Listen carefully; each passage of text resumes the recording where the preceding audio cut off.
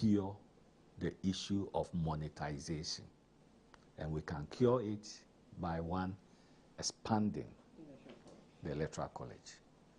We have expanded, but in opposition, our character, our behavior was different. And then in government, we are displaying such flamboyant lifestyle and money to purchase votes. At the anymore, I condemn it. We looked at the foundation map.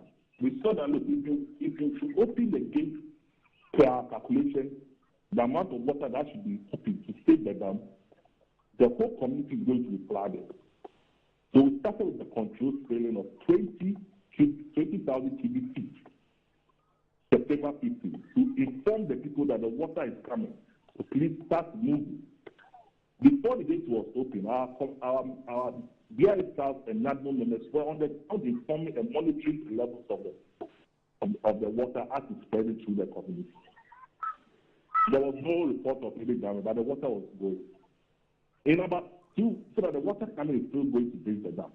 You have to go to 30,000, then went to 50, then went to 70. When we got to 70, we saw that the water was receding. We took a decision that we have to reduce the gate from the 70 downwards. The next day that we were going to reduce the discharge from the dam, there was a huge tender from that. The way that fell directly into the dam directly. We were expecting a volume of 270,000 cubic feet of water into the dam. That particular week, the amount of water that came into the dam was 400,000 cubic feet of water, which was beyond our calculation. Oh God, we need help. Look at our houses. Look at people's house. Hey? God, help us. We need help, oh, we need help. Hey? Oh, me to mi kwela. Mi kwale shi traffic wa. Mi kwale shi chomi o tetua. Awe Yehowa na vemienu lo. Mi zu homeless. Yesu.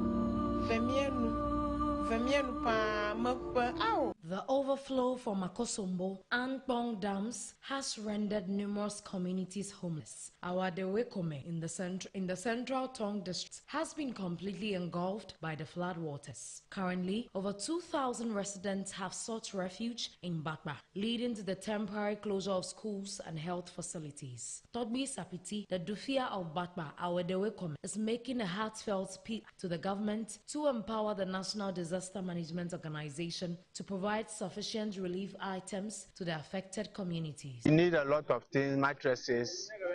We need a temporary resettlement, or they should give us a resettlement. We have the land. Anyone who wants to help us, we are ready to give them the land to assist us.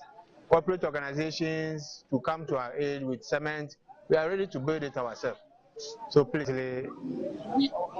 our school is no more in session. The assembly member for the areas, Simon Kumachi, says government must make appropriate arrangements to ensure that children can resume their education. Evacuated to Bakba Alabanyu, the safe haven, and we are managing our life at that place.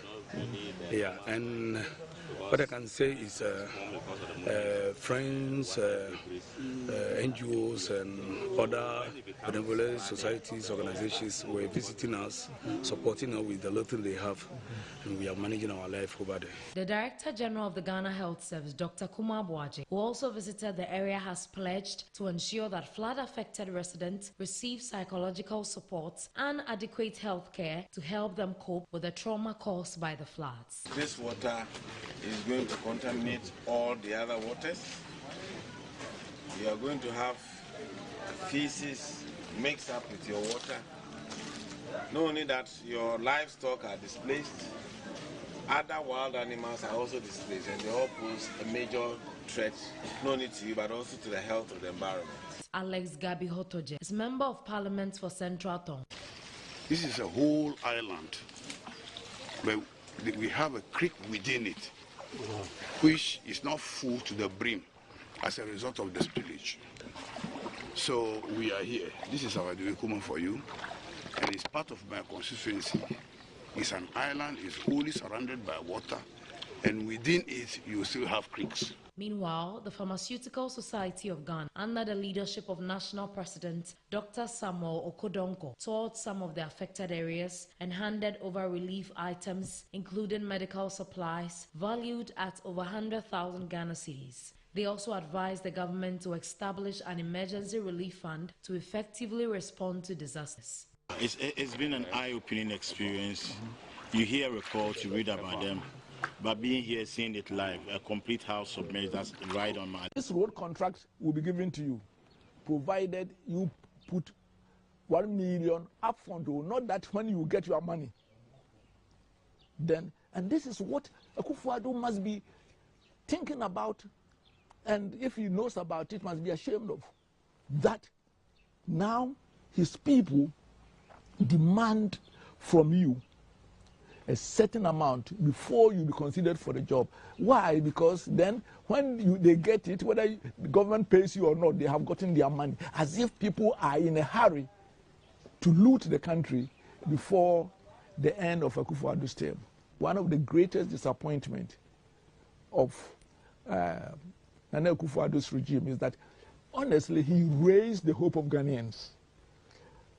Ghanaians expected that we had gotten the leader with a vision, with the charisma, with the determination. And it seems if he doesn't redeem himself in the next 14 months, he will go down in history of one of the most disappointing leaders. And what? The corruption, the arrogance, they think that there is, Ghana is for them, and that, you know, without them, Ghana would not be there. Even think some of them thinking that they should tell us who should be our next president. God forbid. The nurses.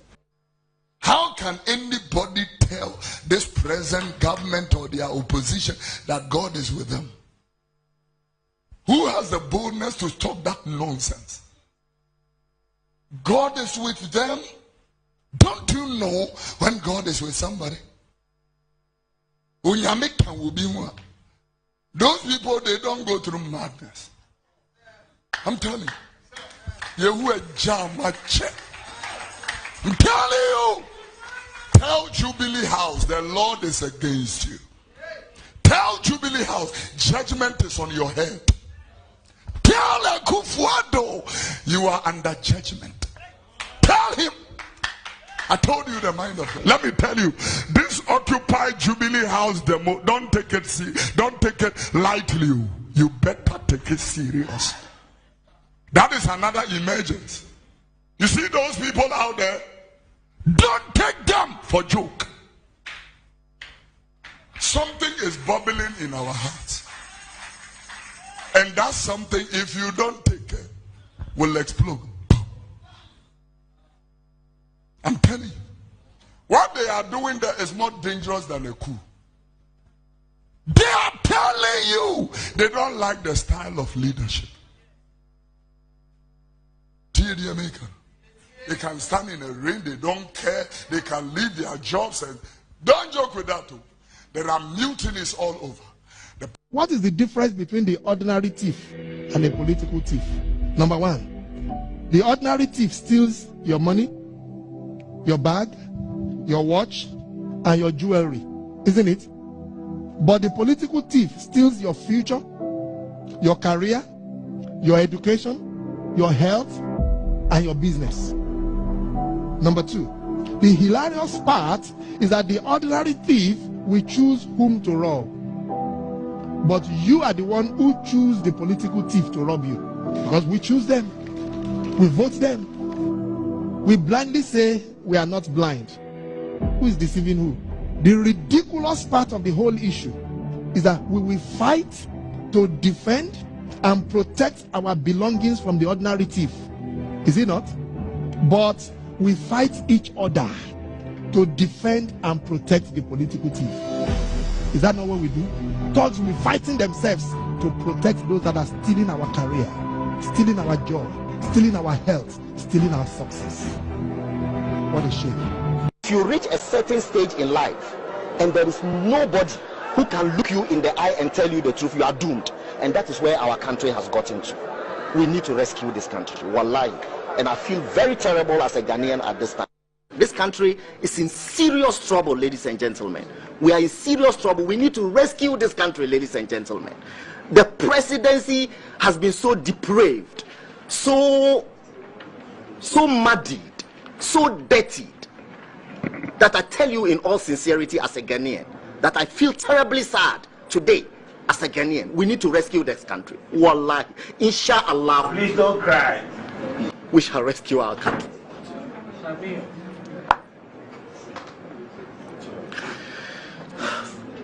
Government is broke, government is broke. But people are spending billions to go inside the government that is broke. Have you ever seen a minister who resigned because government is broke before? Government has no money. Have you ever seen a governor who said, ladies and gentlemen, when I was elected, I thought the government had money. Now I discover government has no money, I resign. Have you ever seen it? Government has no money, but they are bringing money out at election time. Where is that money coming from? So they are lying. What is happening is that there are two types of wicked people in government. Type 1, they eat current money. Any money they find in government, they will eat it. They are wicked about that one. There is type 2. Type 2, they eat current money and future money. They will say, my term will end next year. When I leave, how will I eat money? Let me borrow money now and borrow money of the future and eat it now.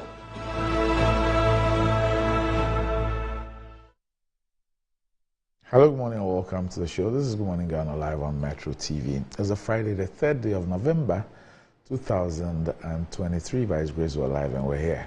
We're here to another edition of the show. Our gratitude will go to the Most High God for the rare privilege of being alive and, of course, the opportunity of having another conversation around the top stories making rounds here in our dear Republic. I'll let you into our panel for the morning's conversation shortly. But let's take a look at the front pages of our newspapers. Daily Graphic. Ghana Mutual Prosperity Dialogues. 3 actions to stabilize economy. Private sector to lead growth strategy. Nkrumah Park revenue shoots up. 3,000 cedis to 1.1 million cedis monthly. NPP aspirants iron out differences and sign undertaking. Stop attacks on journalists. GJA. Ghanaian Times. Who wins showdown tomorrow as NPP elects flag bearer for 2024 general election? LEAP program loses 15.8 million cedis over wrongful payments, overspending between 2017 and 2022. Auditor General's report.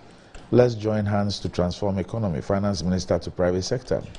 No Ghanaian caught up in Israel-Hamas war. Deputy Foreign Minister tells Parliament. Okay, and the Spectator newspaper says it will begin the publications of the Sikaman Palava series, originally written by the late Merari Alomele, a former editor of The Spectator. I used to read that religiously. Okay, so it's great that it's coming back in The Spectator. So, great one. Sikaman Palava. Daily Guide. NPP picks flag bearer tomorrow. Aspirants sign bond. I'm a grassroots candidate. Ele Blue endorses Bawumia. Okay. I can spell Nana Kumia around this one. 45 journalists assaulted in 5 years. Alan grabs 150,000 volunteers. New weekend crusading guide. Inshallah, I'll be victorious tomorrow, Bawumia. 4th November presidential primaries. All contenders commit to respect outcome. Demonstrate sincere, determined efforts to end state of impunity. GJA. Amadokua, UN Director, confer in Geneva. Over 150,000 volunteers sign up for Alan's movement for change in Ashanti. Reduce your prices to help make life bearable for Ghanaians. KT Hammond. During an Olan dispute, Nongwa chiefs dare claimants to go to court. The Insight. Free Palestine now. Demonstrators demand over ongoing Israeli brutalities. Planned implementation of new energy efficiency law. Concerned Second-Hand Dealers Association wants new airlines suspended. Advocates dialogue with Energy Commission. Over 150,000 volunteers sign up for Alan's movement for change in Ashanti. US seeks strategic dialogue with Russia. The Informer. I'm grassroots candidate, not an establishment, Bawumia declares. NPP decides tomorrow. Delegates vow to punish Ken over agenda to damage party. Towards curbing rural-urban migration, cash ready for secondary cities projects, Dambushi assures. Kennedy Japan sinks in $800 million Toli. Parliament summons health minister over Kolebu's renal unit closure. The Inquisitor. NPP election for flag bearer. Time Masu. Dr. Puni wants Justice Tando out. Ghana link offers help to flood victims. NMC clams down on money doublers, ritualists, and charlatans. Editorial, Akosombo Dam spillage, Yamin's concert position.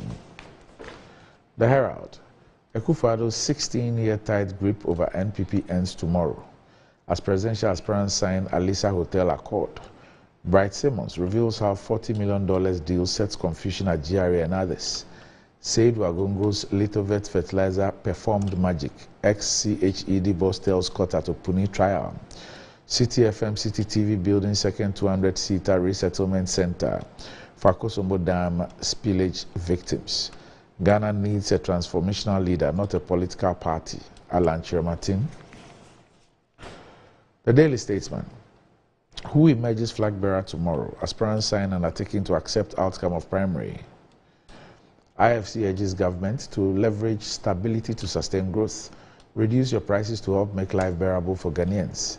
Amadokwa confers with UN Director in Geneva. Ghana to introduce community sentencing. The Ghanaian Observer. NPP flag bearership. I'm confident of victory tomorrow. Vice President Bawumia. US-based public policy analysts rise to NPP delegates. NMC chases TV, radio, money doublers and ritualists. NPP flag bearer aspirant sign undertaking to accept outcome of Saturday's primary. Deputy Trade Minister, UN Director confer in Geneva. Daily Post. NPP flag bearer aspirant sign undertaking not to resign if they lose. Prolonged closure of Kolebu's renal unit and indictment on Ajmamenu Akando. John Mahama supports Ultramodern Library project for Keta. Volta NDC bemoans Education Minister's laxity in addressing the plight of flood-affected pupils and teachers. And finally, the good old Catholic Standard. Okay, and I made the front page. Thanks. And CAP get fund. Dr. Abe to government. Clericalism defiles church. Pope. Peace Council, Catholic Church condemn military brutalities at Garu. I felt listened to. Dr. Nontera shares experience at synod on synodality in Rome. Catholic bishops fulfill 100,000 Ghana cedis pledge to dam spillage victims. Editorial, Akosombo Bond Dam spillage and aftermath. And that's about it. For the front page, we'll be back shortly.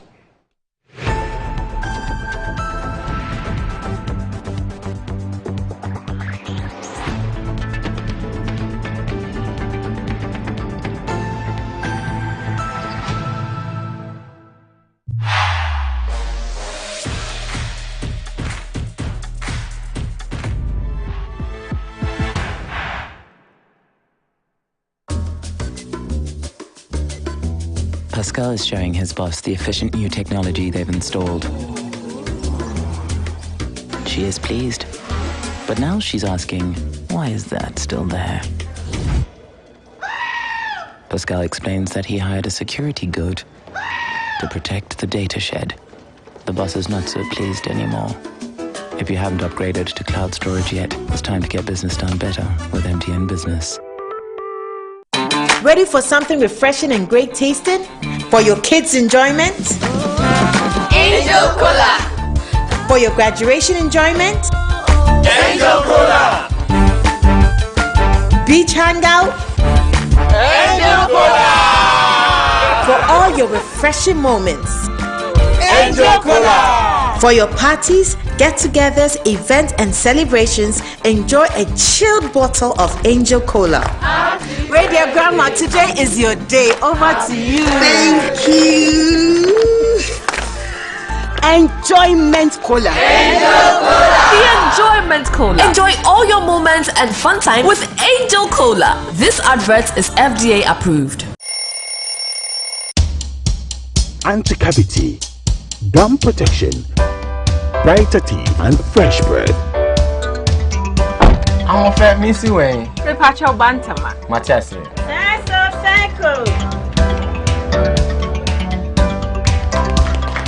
It's her smile, the fresh breath. Me, Jidi said we use Kel 360 toothpaste. Some kind. Kel 360 toothpaste. Gaskia, Kel 360 toothpaste. It's a gum protector. Onim jom kasa. Kile Hossein. Kel 360 did the work. It's cool mint. Gives me fresh breath and your confidence booster. You will see so feeling when you know Kel 360 toothpaste. Happy smile. Kel 360 toothpaste, anti-cavity, gum protection, brighter teeth, and fresh breath. Kel, happy smile. This advert is FDA approved. Inside Black Star Press Limited, grow inside the inventive minds, evolving concepts, and the creative trends. The printing press you need now. Witness the beauty, diversity, and natural wonder with our works. Inside Black Star Press Limited, in association with Lionhead Group of Companies. Call us now on 0200-880-000 for all your print works. Black Star Press Limited, a worldwide reputation for quality printing. Betway is your gateway to a theme park full of gaming excitement. A whirlpool of wonder where your favorite games come to life. Where you can take to the skies with max payouts that reach into the millions. All in the palm of your hand. Visit betway.com.gh. Terms and conditions apply. Betway is regulated by the Gaming Commission of Ghana. No under 18. Bet responsibly. Betway. Bet your way. Enjoy the fruits of your labor, they say. But as humans, aging and physical infirmity stands our way of enjoying our mansions and homes. It often becomes challenging, if not impossible, to use our stairways day in, day out. With portable American pneumatic vacuum elevators, PVs, you are assured of unlimited enjoyment of your mansions and homes. It's a self-supported elevator for vertical movement of humans and goods at homes and offices. The original comes in 3 custom-made models with wheelchair accessibility. Call it luxury, but it's a necessary imperative for vertical mobility. Do not let aging or infirmity limit you. Get one for your easy vertical mobility at home. It's affordable and can be installed in just 3 days without modification to your existing building. It's however easier to incorporate it at the construction stage. We also have traditional Fuji elevators and escalators for your high-rise buildings and malls. Visit Lifts and Elevators Company Limited at Sakumono for your elevators nationwide. For free consultation to call or WhatsApp us on 0200-535-515. Lifts and Elevators, the elevator people. Everybody knows Acrobato, and if you know Acrobato, it means you know Endpoint Homeopathic Clinic. Endpoint Homeopathic Clinic is my pillar. Let's hear what others are saying about Endpoint Homeopathic Clinic. Who will be careful Endpoint one? Chesena me ankasa me period no say problem suwum ntina ma wo ho idea ma me papa chesena nya asem ketewa na me coin point no mo hwe me modem no mo hwe bibia na so mo meduro me fire no ene ma won kra me enu foforo kwa na me kwan mu a eba head everything yourself me ma me no wadwodwo eda ho a wontumi nante ene ne ko endpoint o mama nuru a ene ne ho ade a watimi asori anante. That's Endpoint for you. Hello. Hey, ohwehwe what che. Okay. A free bra wo di Endpoint wa dance. Me call you no. Me Johnson sema na enkoyie e paso na maye me nyina na magina sebema na me be fie for there e ho na nyina jaresa. You heard everything. I have secret. Endpoint is my secret. Endpoint Homeopathic Clinic. I'm free. Baba wuku be no mo nkwa customer na naja na da be na mi nka ma twa papa me twa 10 Ghana 10 Ghana cedis na no dia say na obenya 10 Ghana cedis no me dia maybe 54,000 Ghana cedis. 54,000. 540 million.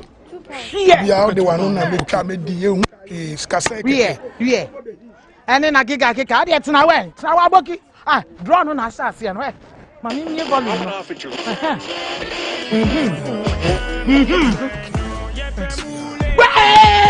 Customer.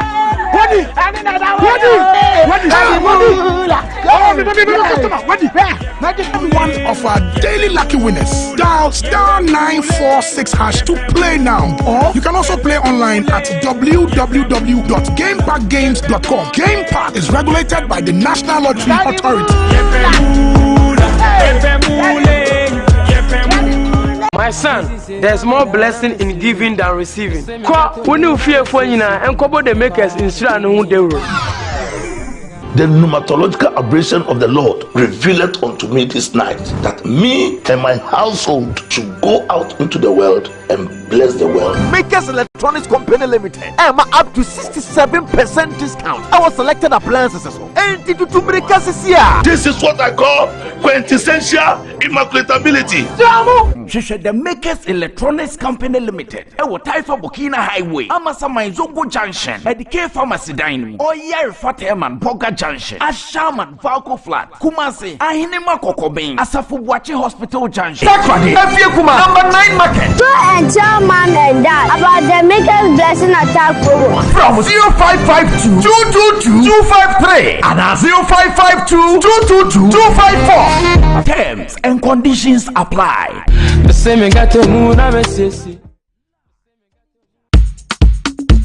exhibition of the voters register 2023 is here with us now. Electoral Commission of Ghana at the 2020 voters register de go hena Jumevio Penkulele Deme 2020 voters register play 2023 provisional voters register exhibition enye jajrado the district level elections igbona lanwo pakpade exhibition exercise AIG le polling station Wokatan le Dukwa Megodo pedo 3rd November versus 7th November 2023 indi gadre versus fini gadre dome besiagbe mega sisi be yepenko le voters register la me hoho wonto cho wo voters ID card alo registration slip na deso ayi polling station la hena esia owo gba lenkude wonyata kakahu eye na pogbo be wonko photo nyata kakabubu la gbanle ame evelia megalon newa de ame yo mejeo la penko voters register la meo etonlia nyawo police station dongona election wo enelia ba side ame nugbo penko dededa la gbanle ame un ici at the GSM messaging protocol ade tome yi anabe registered voters o na tan akpo penyata kakao boboe le open mobile phone oji elle bobo ento just dial *713*81#. Le network ukataji bogome le voters register exhibition wona yame na poasana de la mepo plefu de name la kota nkeke aji. Your vote is your future.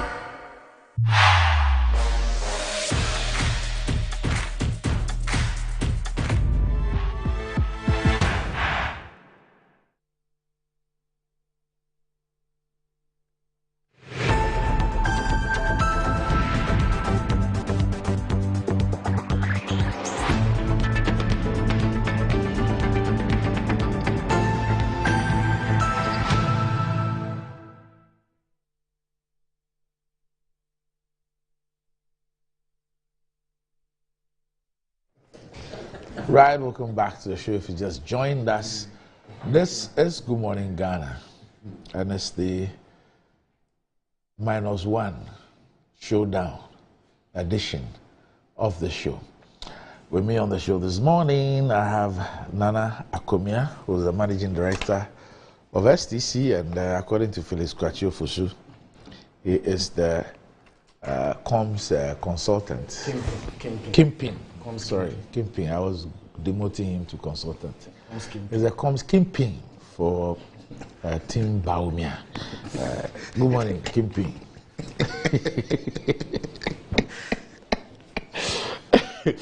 Also, will be on the show this morning. I'm not going to respond. It's the comms Whiskey. A former Deputy Minister of Communications. A former Deputy Minister of Communications, who is also the NDC's candidate for the AEK constituency in the Central Region, Felix Kwachio Fusu. Well, let me go straight to MTN and bring you some good news from there. And they're asking if you're ready to treat your callers to good tunes while you win incredible rewards and points by purchasing, renewing, copying, or gifting your favorite caller tunes. And you can win amazing prizes based on your total accumulated points. Just build as many points as possible, and you can win tons of data to stay connected to the things you love, or you can win an amazing 10,000 Ghana cedis cash prize to splash on your favorite things. It's the perfect way to entertain your callers with music and get rewarded at the same time. Start collecting your caller tunes points today. Visit callertunes.mtn.com.gh or just dial *1355# to get started on the MTN Caller Tune service. Promo lasts till 7th of November 2023. Terms and conditions apply. And brushing your kids' teeth sometimes becomes difficult due to the resistance because of the taste of the toothpaste available to them. Use Kel Kids toothpaste flavored with strawberry that gives a perfect taste for kids and makes them develop a personal attitude and love for brushing their teeth always. Kel Kids toothpaste protects child's gum, prevents cavities, and makes their teeth strong and healthy with freshness all day. Kel Kids toothpaste is recommended for children between 2 and 6 years and is a product from Samara Company Limited, producers of Sasso, and is approved by the Food and Drugs Authority. Kel Kids, happy smile. And enjoying the fruits of your labor is as important as enjoying the mansions of your labor. The pains of climbing the stairs when not exercising could be challenging for all ages, but worry no more. Lifts and elevators have got you covered with the best portable American pneumatic vacuum elevators on the market today. It's a simple self-supported elevator for both homes and offices, and guess what? It can lift goods too. Wheelchairs can fit in, and they come in 3 custom-made models. It's affordable and can be installed within 3 days. Visit Lifts and Elevators at Sakumon or just call them on 0200535515 or send a mail to elevators@gmail.com for consultations and best solutions in easy vertical movements. Wherever you are, wherever you do, wherever you go, drink Angel Cola, your key to enjoyment. Angel Cola, ready for something refreshing, great tasting with excellent flavors. Onya, you've got varieties to choose from. Angel Orange for that special occasion. Angel Mango. Angel Peach, refresh your mood. Angel Apple Lime. Angel Drinks produce vitality and maintain fluid in normal balance. Angel Drinks, refreshing, invigorating, and exciting.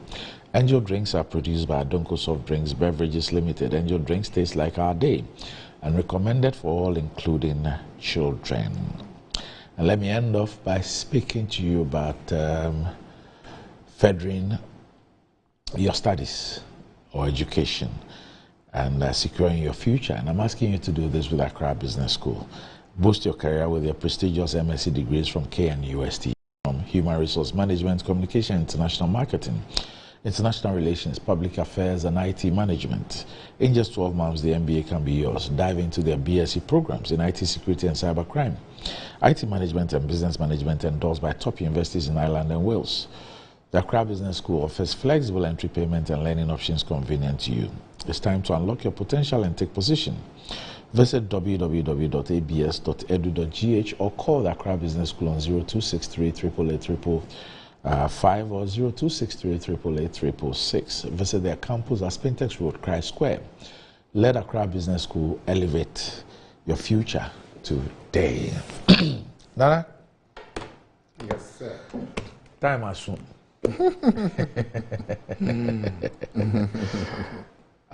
It's D-Day -1. Yes. Yes. And I think everybody has adopted a showdown. Yes. So tomorrow will be the showdown.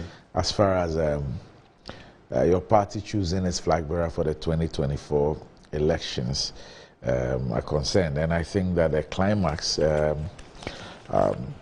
had to do with yesterday's event at the Alisa Hotel. And on page 13 of the Daily Graphic, it says, this story filed by Donald Dapatem says the MPP has resolved all outstanding issues tabled by the 4 presidential hopefuls. As in North MP, Kennedy Onyejepo, Vice President Dr. Mahmoud Bawumia, former Minister of Food and Agriculture Dr. Uzo Efri Akoto, and former MP for Mampong, Francis Adenimo, have also signed an undertaking to accept tomorrow's presidential primary results and to support the winner for victory in the 2024 elections. They all attended the meeting and appended their signatures to the document. They also pledged not to resign if they lose, to promote peace and cohesion, ensure the enforcement of the mechanism established by the party, and work within the timeline instituted by the party before the results are declared. It was also attended by President Nana Addo Dankwa Akufo-Addo, former President John Agyekum Kufuor, members of the National Council of Elders, National Executive members, and members of the Presidential Election Committee. And the General Secretary, Justin Kodia Frimpong, announced this after what he called a fruitful meeting with the 4 aspirants and leaders of the party. And over 200,000 party delegates making up the Electoral College will vote tomorrow at 277 polling stations across the country. Okay, so we're told that there were quite a number of issues, but we've also been given a breakdown of the Electoral College and all that. This campaign has been quite dirty. It's been quite bedeviled with a lot of accusations and counter-accusations. I think that I've heard people say that it was virtually zero on policy. And a lot on mudslinging and personal issues and all that. Your side, which had promised to do a clean campaign, you had called on your supporters not to engage in any such thing, appears to have unleashed the Honorable Operiansa in the last few weeks to also go very personal and dirty on one of the aspirants. What do you make of what has happened so far? And what really will be the effect of what happened yesterday and what was signed? I mean, in this signing, I remember what we even get the candidates in the national elections to sign and all the things that happened afterwards. What is going on? What do you think the effect of this will be, and what do you expect tomorrow? Quite loaded, but... And let me wish your audience a good morning. Friday mornings are always euphoric because the weekend is coming. Yes, it is unfortunate that the campaign for the flag bearership of the NPP has suffered some deterioration or degeneration, especially in the last 1 month. There's been quite some accusations and allegations. Allegations like some people had been paid 150,000. Some people had the delegates were bought pickups and so on. And some allegation that I heard that they said that if one person won, he was going to remove the polling station executives from the Electoral College. And none of these allegations have been supported with any shred of evidence. And that's what makes it unfortunate.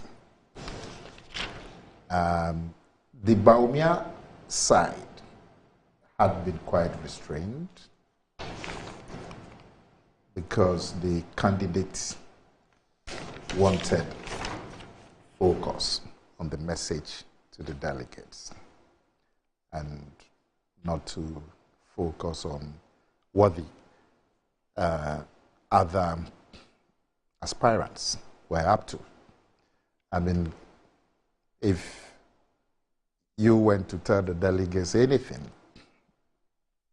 that has to do with your vision and ideas for the party and for the country, it is up to the delegates to evaluate and take a decision. It is not up to Bawumia or myself to evaluate. But we all know some of the messages that went to the delegates, messages like salaries will be paid to party executives across board. People have said to delegates that they will create huge businesses for the party people to run. Some have said that they would do all kinds of things for party people, create jobs, on a massive scale for party people. It's up to the delegates to evaluate your message. And Bawumia too had his message. It's up to the delegates to evaluate his message. So it became unfortunate when now there were attacks. And Bawumia really suffered the brunt of many of the attacks. And he didn't want his team to be focused on that and just focus on it. But you mentioned Opare Ansah. Yes, it is true. In Opare Ansah's case, he had been personally attacked by the Kennedy Agyapong camp. And he's told that, you remember he was attacked personally. I don't want to repeat what they said about him. And so he felt at a point that he also had to respond. And in responding, he also engaged in some kind of attacks. But all said and done, the campaign degenerated in the last 1 month with all these attacks against, from aspirants against aspirants with no evidence at all. And it's unfortunate. And I'm happy that today is D-Day -1. Tomorrow, actually, it's finished. The campaign is finished. There's no campaigning allowed today. No outward campaigning allowed today. And so tomorrow, by this time, the voting would have started. By mid-afternoon, the voting should have been finished across the 276 polling centers. Each constituency would have one polling center, and then there will be a polling center at the head office. And by mid-afternoon, it should be over. The Electoral Commission will declare. I think the forecourt of the Accra Sports Stadium will be the place where the final results will be declared by the Electoral Commission. And once that is done, whoever emerges victorious would be handed over. The president will be there, and he would hand over the leadership of the party to whoever emerges victorious. I have no doubt in my mind that Bawumia would emerge victorious. And I'm sure by now he probably will be working on the nice victory speech. But whoever wins becomes the leader of the party. The office will be handed over by President Akufo-Addo, who emerged victorious. And then the party would embark on what is usually done when you have multiple people contesting. Some mending of the fence or reaching out to foster unity in the next couple of days. And then we'll settle down to business. I understand the budget might be coming in the middle of the month. 15th or so. Some of these dates get postponed.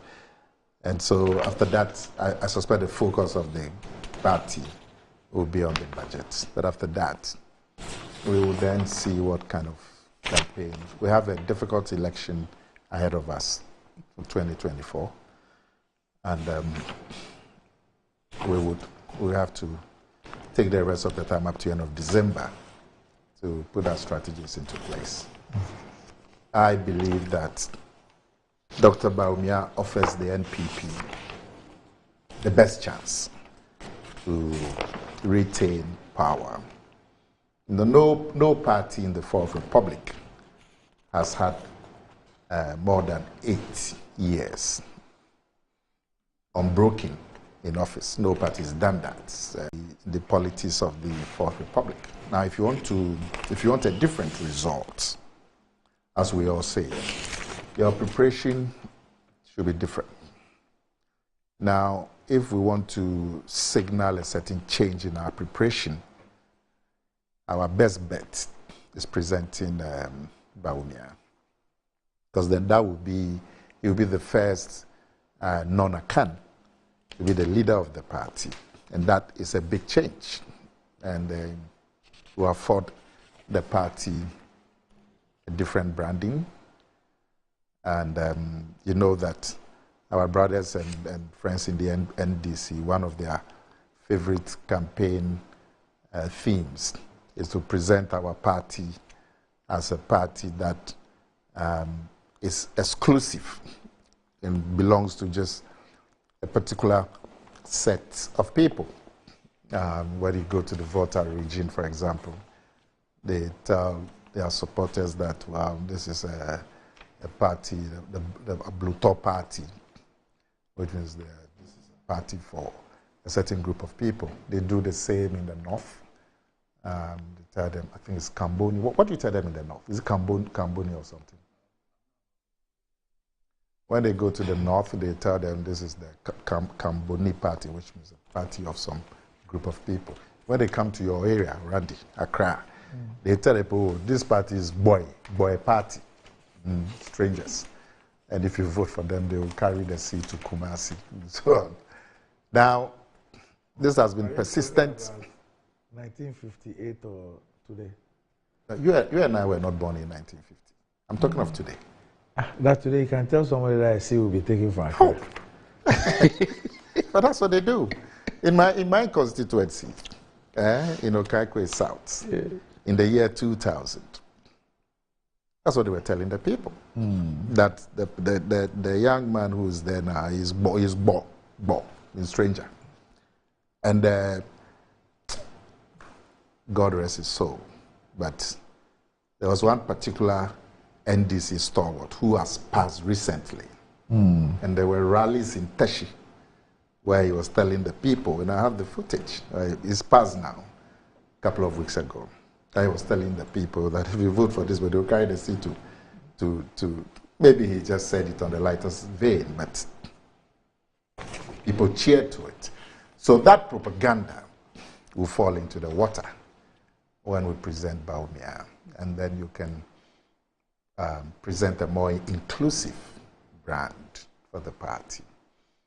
And you can then tell everybody in the country, wherever they are from the country, they have a stake in the NPP. And it's only Bawumia who can give us that profiling.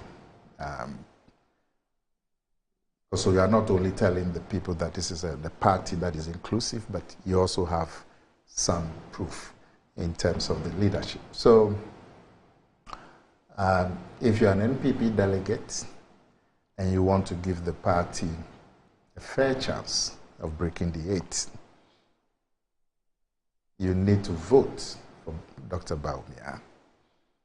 The rest of the people, Kennedy Ajapon, Afri, Akoto, Dynamo, those are all stalwarts of the party.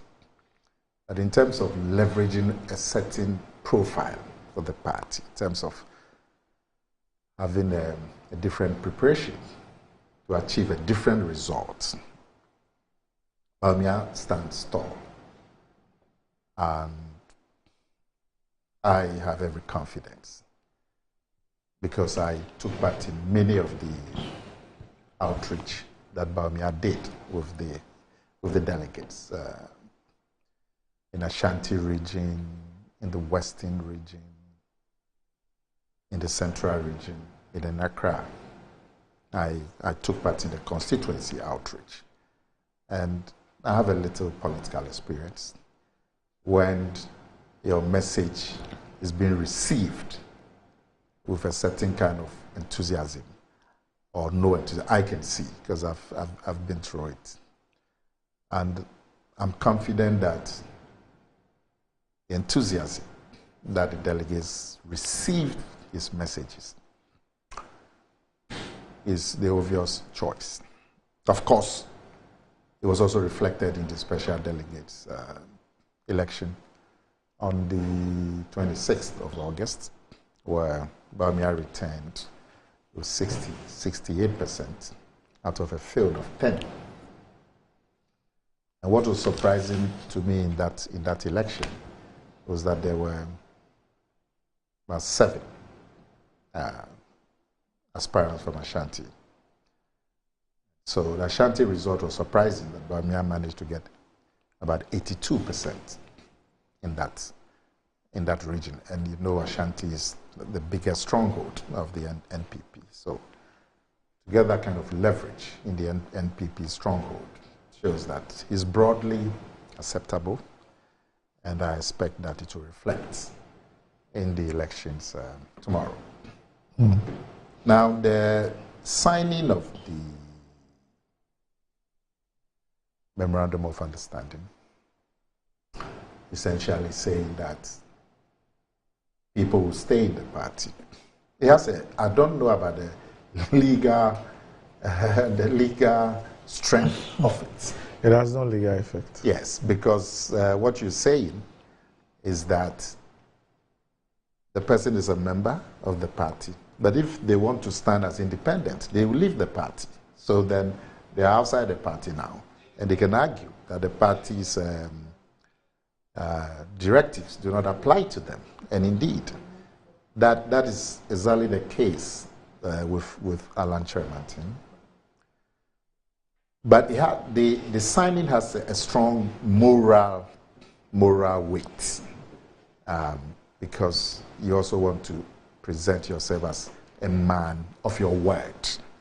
And so when you've gone and given your word that this is the action that I will take or I will not take, and you go against it, then you are presenting yourself to the good people of this country that you are a man who will not stand by his word. So it's the moral weight of it that will come into play. As for the legality, I'm not too sure. Mm-hmm. So I know that all these gentlemen, Bawumia, Kennedy Agyapong, Adainimo, they are men of integrity. And if they've signed to this memorandum, they would abide by it. I believe so. Mm. So what will be the percentage? Our own, the team Bawumia's own internal polling. Mm-hmm. Our internal polling for the first election, we got 70%. 70. And then we ended up with slightly above 68%. And the internal polling that we do still slightly above 70%, 73%. That's our own internal polling. So give or take 5, plus or minus 5, we're going to do something between 68% and 75%, which will be a decent margin. Some of the other polls that I have seen, I think there was something analytics or something, some group like that. Global Info Analytics. Not the polls I have seen give Bawumia the lead, even with the Global Analytics, which gave Bawumia about 43-44%. Yeah, but if you look at that poll, there was also a huge number of undecided. Yeah. If you gave all the undecided to, let's say, Kennedy Agyapong, it still doesn't come to Bawumia. But of course, all the undecided will not go to one person. They will share them. Why I even raised that was that I see people refer to that poll and they just look at the figures for the candidates and do not factor in the undecided. Because, for example, you mentioned Dr. Bawumia 40-something. That undecided, if even 10% of that were to go for him, that is taking him close to 60. And so, yeah, people just ought to look at that. So you are looking at between. We are looking. Our polling says 73. 73. Yes. Okay. Give or take -5. So between 68 to 75, 76.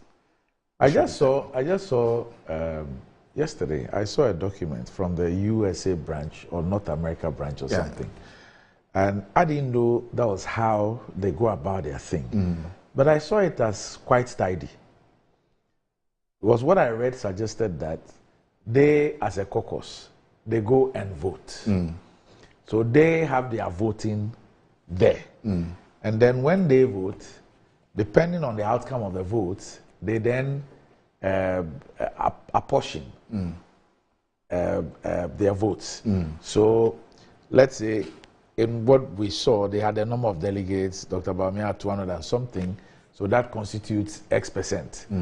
This had, Kennedy Japan had a certain number, 60 or so, that also constitutes another. The two others had one each. That constitutes this. So that is then communicated to the party. And that then becomes what is going to be recorded as the votes of the US branch or North America as far as the election is concerned. No. That's not how it's going to be. No. I mean, they vote, they take a poll. Yes. And if Bawumia wins, yes, the delegates who are coming is going to vote for Bawumia. Okay, so that's what it means. Yes. That once he has emerged the winner, yes, all the North American votes are for him. Yes. That's what it means. Yeah. Okay. And I think that's what happens. You know, in America, it's delegates. Yes. What do they call that thing? Electoral college. Yes. In America, that's what they do. They don't even do the popular vote. But is that what your constitution allows, or you allow individual, or you allow constituencies or groups to determine how they will go about apportioning their votes? No, So that's what what I'm saying. That's what, in this North American branch, Yes. because of the way it works in America. In America, they have the electoral college. Yes. So when they are doing their primaries for the presidential, the state, when you get the majority, if I can't, let's say, Obama gets the majority in this state, he sweeps all. then all the electoral votes Will go be to for him. Okay. Yes. So you can have the funny situation where somebody may actually win the majority, in terms of the vote across the country, win the majority, but you still lose the presidential because they work with the electoral college. Yeah, what I wanted to find out so is that these Americans, North American branch, yes, that is the mentality. Yep. So what I wanted to find out. So they are sending delegates. Yes. Because all the members will not come and vote. Yes. They have a certain number. Each branch has 3 people coming to vote. Yes.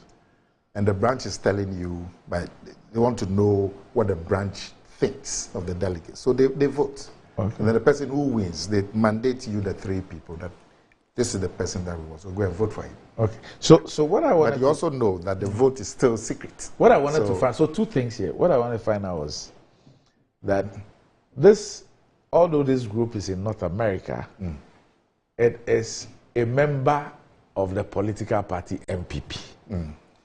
And therefore, what it does must be consistent with the MPP's constitution, its rules, the national constitution itself, its rules and all that. With the last part of what you said, is that to suggest that this is just a guide? Yeah. And that the 3 people who are still going to come are going to still cast their votes as a secret. That's what I'm saying. And they may well decide not to vote absolutely the way that the people... Absolutely. Then what was the point? No, well, 1 is a guide. Yes. But 2, what it means is that they are going to, because they have to elect the people who are coming to vote. Yes.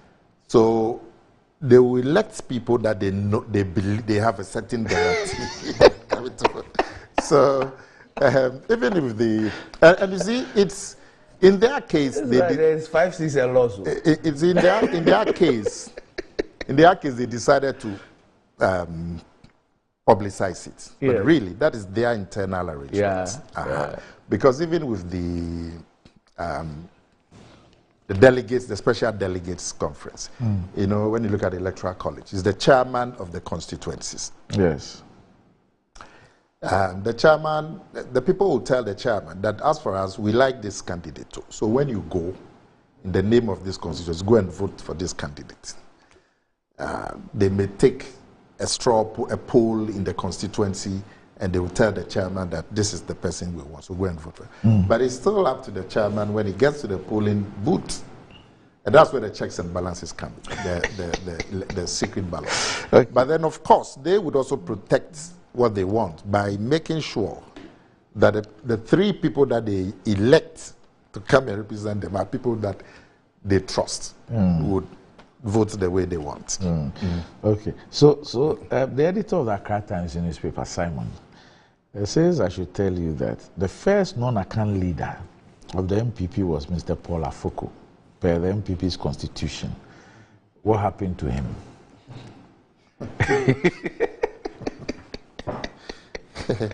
Afoko was not in the presidential election.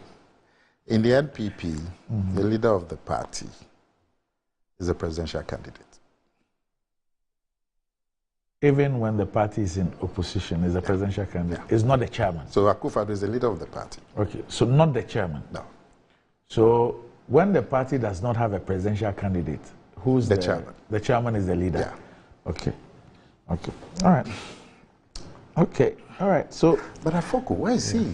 He's around. I think he's served his suspension. Oh, he's around. He watches the show religiously. I'm sure he's watching. He sends us messages all the time. I think he should. He should do it. He should come in. Come in. Because I suspect his suspension is over. Mukobna Japan is in. Okay. He's thinking about himself. What about your friend, Sammy Crab? I think he's also in. He's in? I should think. You see him. What because about in the national election, if I remember, I think he was. What about my uncle, Dr. Nyao Otomaku? Oh, as for Nyao, I haven't seen him near this party. But you suspended him too, or is his forever? Time. I don't know the terms of his suspension. But if it's forever, then you are dismissed. If it's suspension, you serve your term and then you come back. I'm just also watching me. I'm going to good morning. Yes, Felix. Yes, D-Day was one. Oh, yeah. I haven't gone through. Are you ready for the showdown? Oh, I'm always ready. Always ready. I see he has started a mini showdown with Kofi Bento. Oh, yes. A mini showdown. But I will speak to it. I suspect that it is part of campaign strategy that Nana Akumi and Co have formulated. But I will deal with it. Randy? Yes. Perhaps. Your showdown with Bento is our strategy.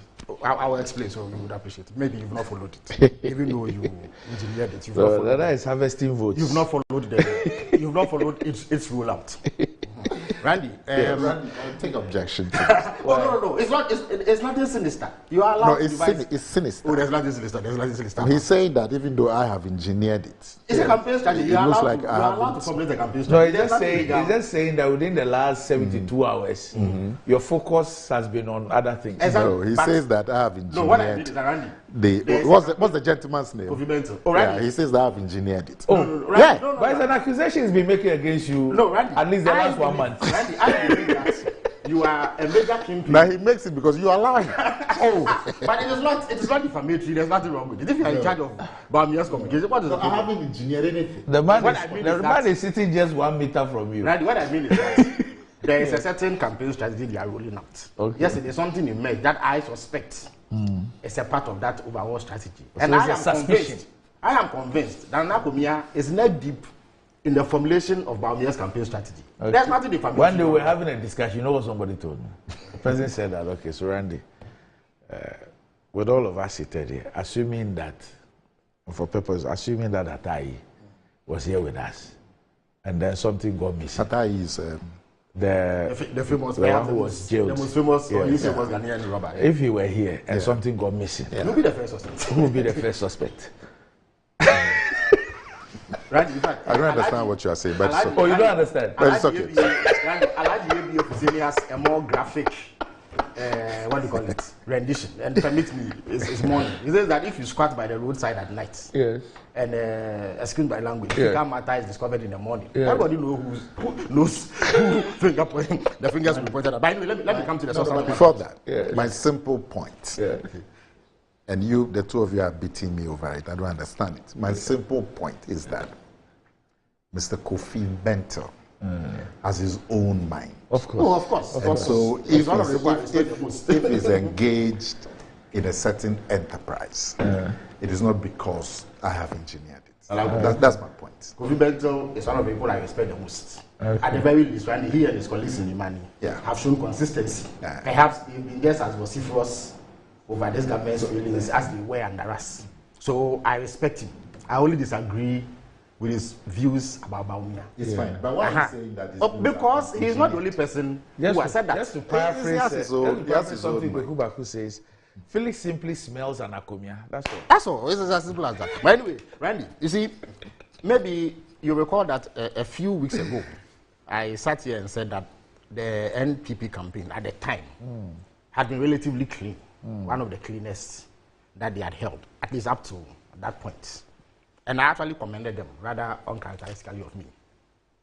But it appears on hindsight that I spoke too early. Because in the last month, there has been a massive deterioration where some of the things that have been said have been less than pleasant. But if you are involved in this political enterprise, you know that that in itself is not too much of a worry. It is not also too surprising because the political banter gets heated, especially as the contest draws closer. People become... Felix, pardon me. Sure. Let me just... Nana? Yes, sir. There's something that... do you know Nana Yawase, the lawyer? Yeah, he sent me something on what we just discussed there. The constitutional... I just want us to... He says that the flag bearer stroke president of the MPP has never been the leader of the party. The assertion by Nana Akoumia that the president will hand over leadership of a party is wrong and misleading. He says that the chairman of a party by his function is the leader of the party at any time. The MPP is not like the NDC. Okay. But I'm sure Nana was speaking in symbolic terms. Yeah, but anyway, I mean... In terms of flag bearers, you hand over the mantle to... Listen, we'll see what will happen on tomorrow. It's symbolic. I mean, the most preeminent person in the MPP today is President Akufo-Addo. There's no... I don't think they should haggle over this one. Yeah, but I think that... I think just that clarification is just important. Yeah, it's just for... In the NDC... yes. Constitution... If you are in opposition and we elect a flag bearer, he becomes a leader. Yes. If you are in government, he becomes a leader. Yes. But when a flag bearer is not elected, the chairman is the leader. So they need to... I think there's some grey area there. I don't know whether their constitution is definitive on that, but they may want to address it. So I was making the point about why we should not be surprised that there will be some mass slinging at some point in a campaign. It is not desirable, but it happens. I don't think there will ever be a campaign where you won't have that. My only surprise is the personnel that the Bawumia camp chose to engage in that kind of activity. Opari Ansah, he's also one of the people I respect the most. He is cast in the mode of Nana Akoumia, mild-mannered, well-spoken, very articulate. Yeah. So I was deeply shocked when he became the face of the dirty tricks unit of the Bawumia campaign, saying all manner of things. I think that the lesson there for people who engage in this, that you see, maybe it's another strategy.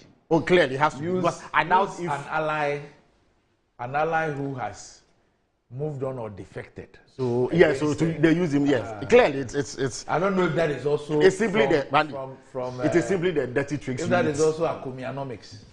He has become the embodiment of the dirty tricks unit of the Bawumia campaign. But except that I was surprised that he allowed himself to, because what it does is to detract from the level of respect that people have for him. And all that. Yes, I was very surprised. For me to knock my head. I was very surprised. So people should learn to stay true to their character. One of the things I like about Nana Akoumia is he's remained the same. Yeah, he can do all his mischief and all that, but you cannot fault him for indecency or anything.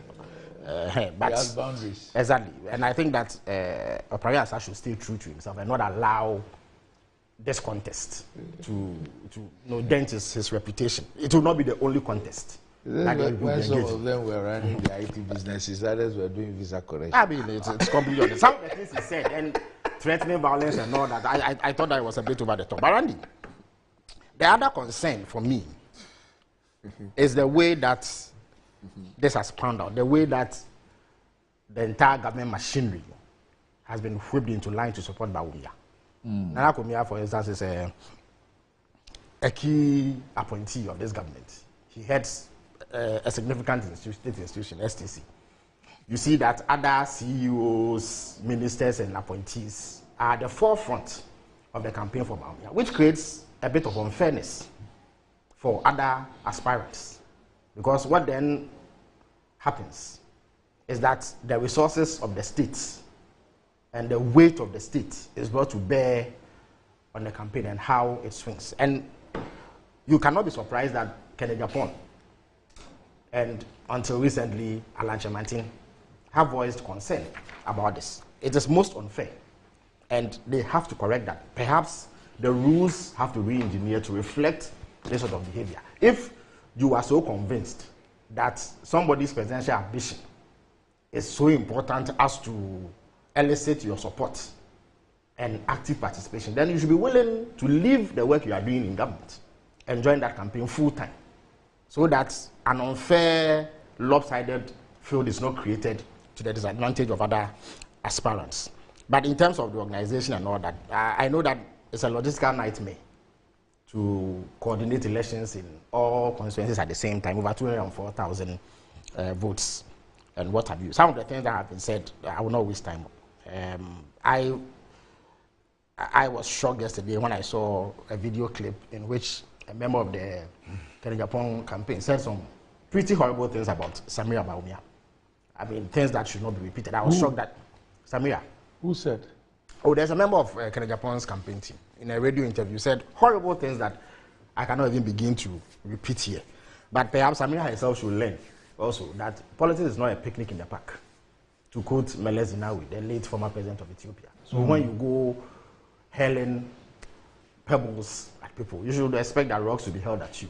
You know, one of the things that has come to define Ghanaian campaigns is that sometimes there's a certain hesitation to say things about women, particularly. I don't believe that women necessarily require any special protection. Because you see, the things that are said about women, if you flipped it, for instance, if a man is accused of being a thief, embezzling funds, and it is false, and similar things are said about women, virginal morality, I don't think that you can say that the woman has been singled out for any special treatment. Both of them are not desirable. But if you are a woman and you decide to step in a political arena, and you think it is appropriate to take on men and say things about them, and things are said about you, you cannot hide behind gender. So the lesson is for everybody to conduct decent campaigns. Honorable Kennedy Agyapong made that point. Yes. When he was asked to respond to what was supposed to have been said about him by if he had responded. Bawumia. If he had responded. He said something interesting. He said that if he responds, or if he had said what she said, he would be accused of misogyny and attacking women and all that. Exactly. But when a woman does that to him, she gets away with it. Yes, and it's beside the point I'm making, that there should be no special protection based on gender in politics. That is not to say that the unsavory things that are said are desirable. They should not happen. But once you step in the political arena, you should understand, and as I've always said, verbal jousting is part of the game. If you go and do it and it is done against you, do not hide behind gender. So, and Samira Bawumia has been known to throw a lot of jabs. Right? In 2020, he was in AAK on the eve of the elections and said some pretty unsavory things about me. I didn't get to respond. But I'm sure that if I had done so at the time, I would have been accused of attacking a woman. So if she wants to go far in this political enterprise and support her husband all the way, then she must also moderate, exercise some caution and restraint in the sort of things that she says, lest people will exercise their right to reply, and it may not be too favorable for her. But all said and done, the regular politician has occurred. But Randy, my biggest disappointment in all of this is that this campaign has focused very little on policy. It is true that it's an internal campaign, but even members of the MPP are also Ghanaians who need to hear what the aspirants have in store for them by way of governance. Very little has been said. Indeed, in the case of Bawumia, he has said nothing about policy. And for somebody who styled himself as a policy buff in opposition, it is shocking that he has said absolutely nothing about what he would do in the most unlikely event that he even becomes president of this country. And that is a major distraction. If you compare it to the campaign that President Mahama ran in the run-up to the NDC presidential primaries, you see that he offers substantive things. If you pick his speech at home, where he launched the campaign, you see that he spoke about things that Ghanaians had been looking forward to hear in terms of what policy alternatives the NDC has. That is what politics should be about. But this campaign was about relationships and where one comes from and all that. Now, if you listen carefully to Bawumia himself and what Nana Akufo-Addo has said here, it appears to me that their major ticket item is where Bawumia comes from. That he will be the first non-account candidate of the NPP, and so that would diminish what they perceive to be some narrative that the NDC weaves about the NPP's posture. You see, that calcified notion in the minds of Ghanaians has not come about because the NDC has said it. Right? It is because of the NPP's own doings over the years. It is because of their own style and posture and conduct that people have come to almost permanently believe that they have an Akan orientation. You see, the NPP, the New Patriotic Party, is only the recent guise of the Adam Kwabuzia tradition. They've been around for decades. And Randy, if you go through the list of people who have led the party into elections, J.B. Dangwa, Buzia. In the 70s, there was Victor Usu and President Akufo-Addo's uncle, Pawili. Then, when we returned to constitutional rule, there was Professor Edu Boahi. Then J.A. Kufuor. Then Nana Akufo-Addo. All of these people are Akan. They are either Ashanti or Achim. Now, when you behave this way, you have about 6-7 presidential candidates, and all of them hail from one part of the country. What do you expect the electorate to make of your orientation as far as ethnicity is concerned? So it is your own conduct. And in addition to this, the things they say,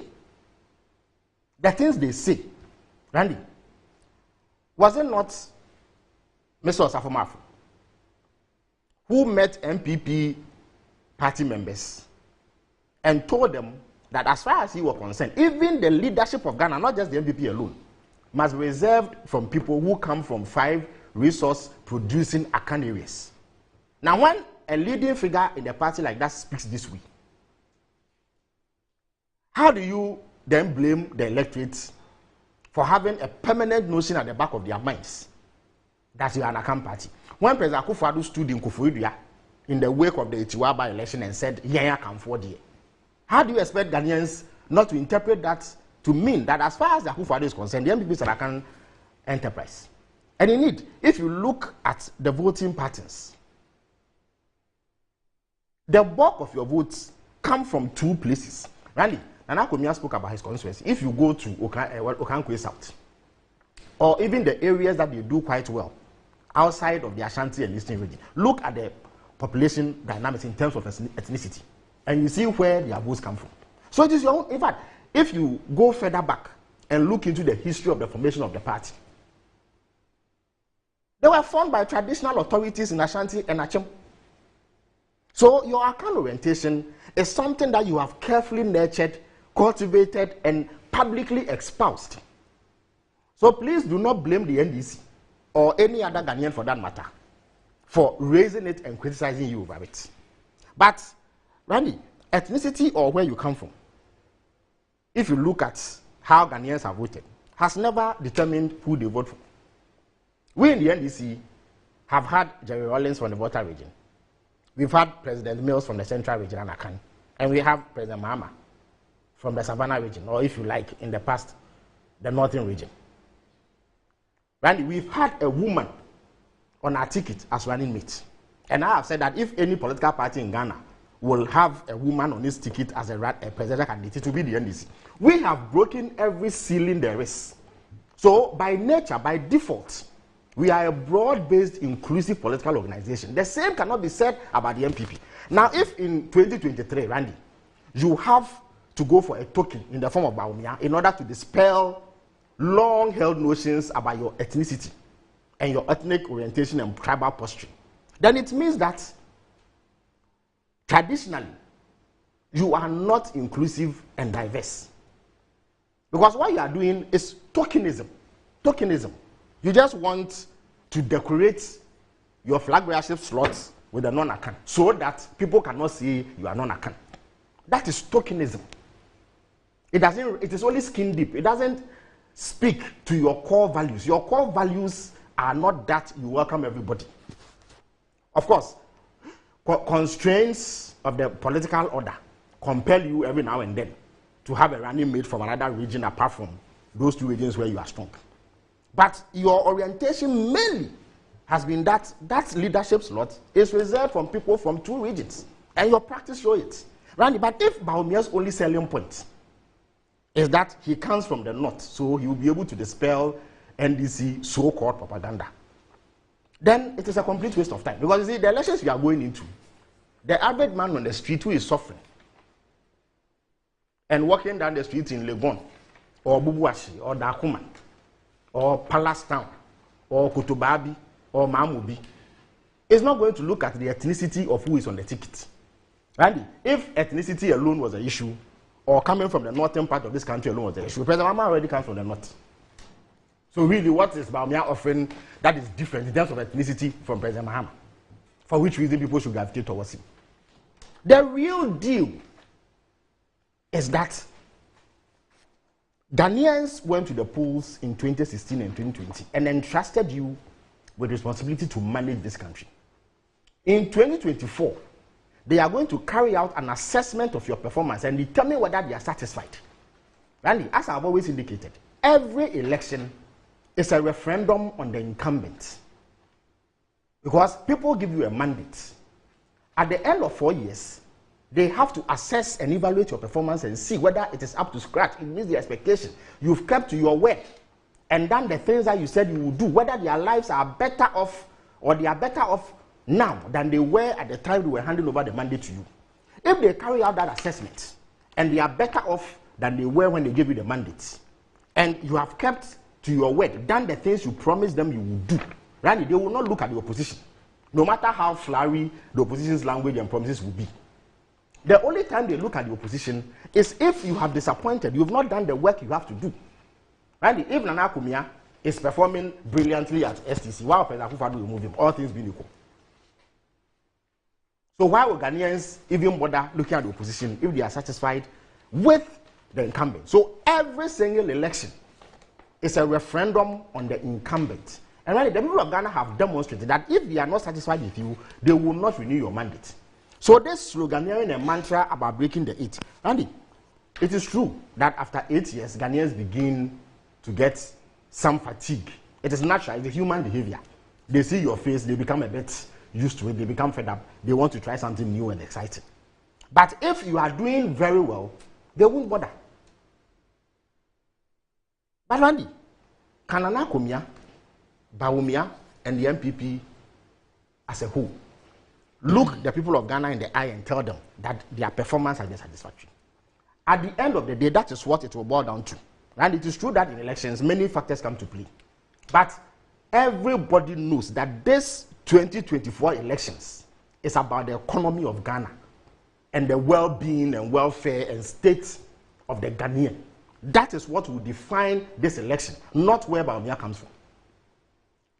And it is not surprising to see why the MPP Bawumia and his followers will opt for this ethnocentric politicking.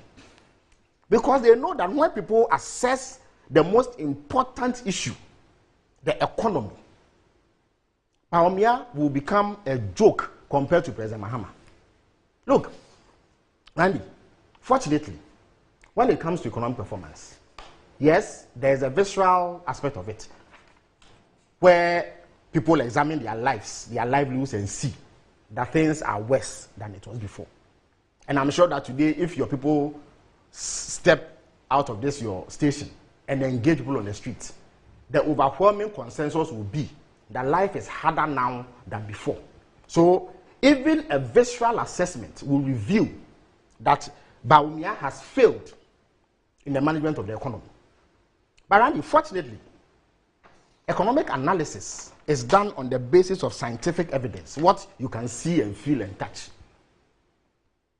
So, in order to examine whether Bawumia's candidacy, and Nana Komia made the point that Bawumia offers the best hope for the MPP. You see, Randy, the truth is that this time around, and I think a day or two ago, a professor in Legon made the point that this is the weakest pack of presidential aspirants that the MPP has ever had. Of course, it is no brainer that given Bawumia's relatively high profile as vice president, and I've been around for some time, he's the one people will go for. Even if you put aside the ethnicity argument, I don't buy it one bit. That ethnicity argument, I don't buy it. But for the average MPP person, they are looking at the person with the highest profile, who is easier to market among the pack. And surely, it will be Bawumia, because he has been vice president, he has been closest to the presidency. It's natural. But Randy, he also represents the weakest link in their campaign in 2024. In fact, he will be the weakest candidate the MPP would ever have presented in any election in Ghanaian history. Well, you see, we were sitting out somewhere, as we say colloquially, when Nana Akufo-Addo told us that he has gone to plug Bawumia because he is the one who is going to manage the Ghanaian economy. And it's a matter of record. In fact, you play that video every now and then. It is not in dispute. And indeed, it is true that there are many people who gravitated towards the MPP in 2016 because of Bawumia's posture, because of the things he was saying and doing. They thought that indeed he had such economic knowledge that he was going to turn around the Ghanaian economy and their livelihoods. And when they came to power, Bawumia himself stood on public platforms and told us that he was the head of a stellar team of economic brains who were managing the Ghanaian economy. In fact, within 100 days, he claimed that they had chalked their fair success and by arresting the city, the dollar of party, and giving the keys to the IGP. And did he not do this? And he mentioned the names of a tall list of people who he says are members of the economic management team that he is head of. And number 3, in 2018, Nana Akufo-Addo went to deliver the State of the Nation address. At the time, he claimed that there had been some modest economic gains. And his specific language was that those gains have been achieved under the leadership of the brilliant economist, Dr. Bawumia. When I took on Kofi Benton yesterday, it was because I noticed a subtle attempt to distance Bawumia from the management of the economy. And as I've told you, I suspect that it is a key plank of the political strategy that Nakomi and Co have devised for him. It is the reason why he has kept quiet on the economy. Randy, you see, if you look at the results, there are 3 things here. The results themselves show that he has failed. And then, because he has failed, he is not confident enough to tout the economic attributes or achievements. That is why he has not mentioned the economy once in his campaign. So they look for the next avenue. Let us run away from it. Randy, if he runs away from the economy, he displays an attribute of cowardice, which is not desirable for any leader. No electorate will go and elect somebody who does not take responsibility. Then they said that he did not comment or oppose what others were doing to destroy the economy because he was loyal to the team. He wanted to stay loyal. He didn't want to rock the boat. Randy, if you want to run for president, and one of your attributes is that you are loyal to a cabal of nation wreckers destroying the economy, you have no business coming near the presidency of Ghana.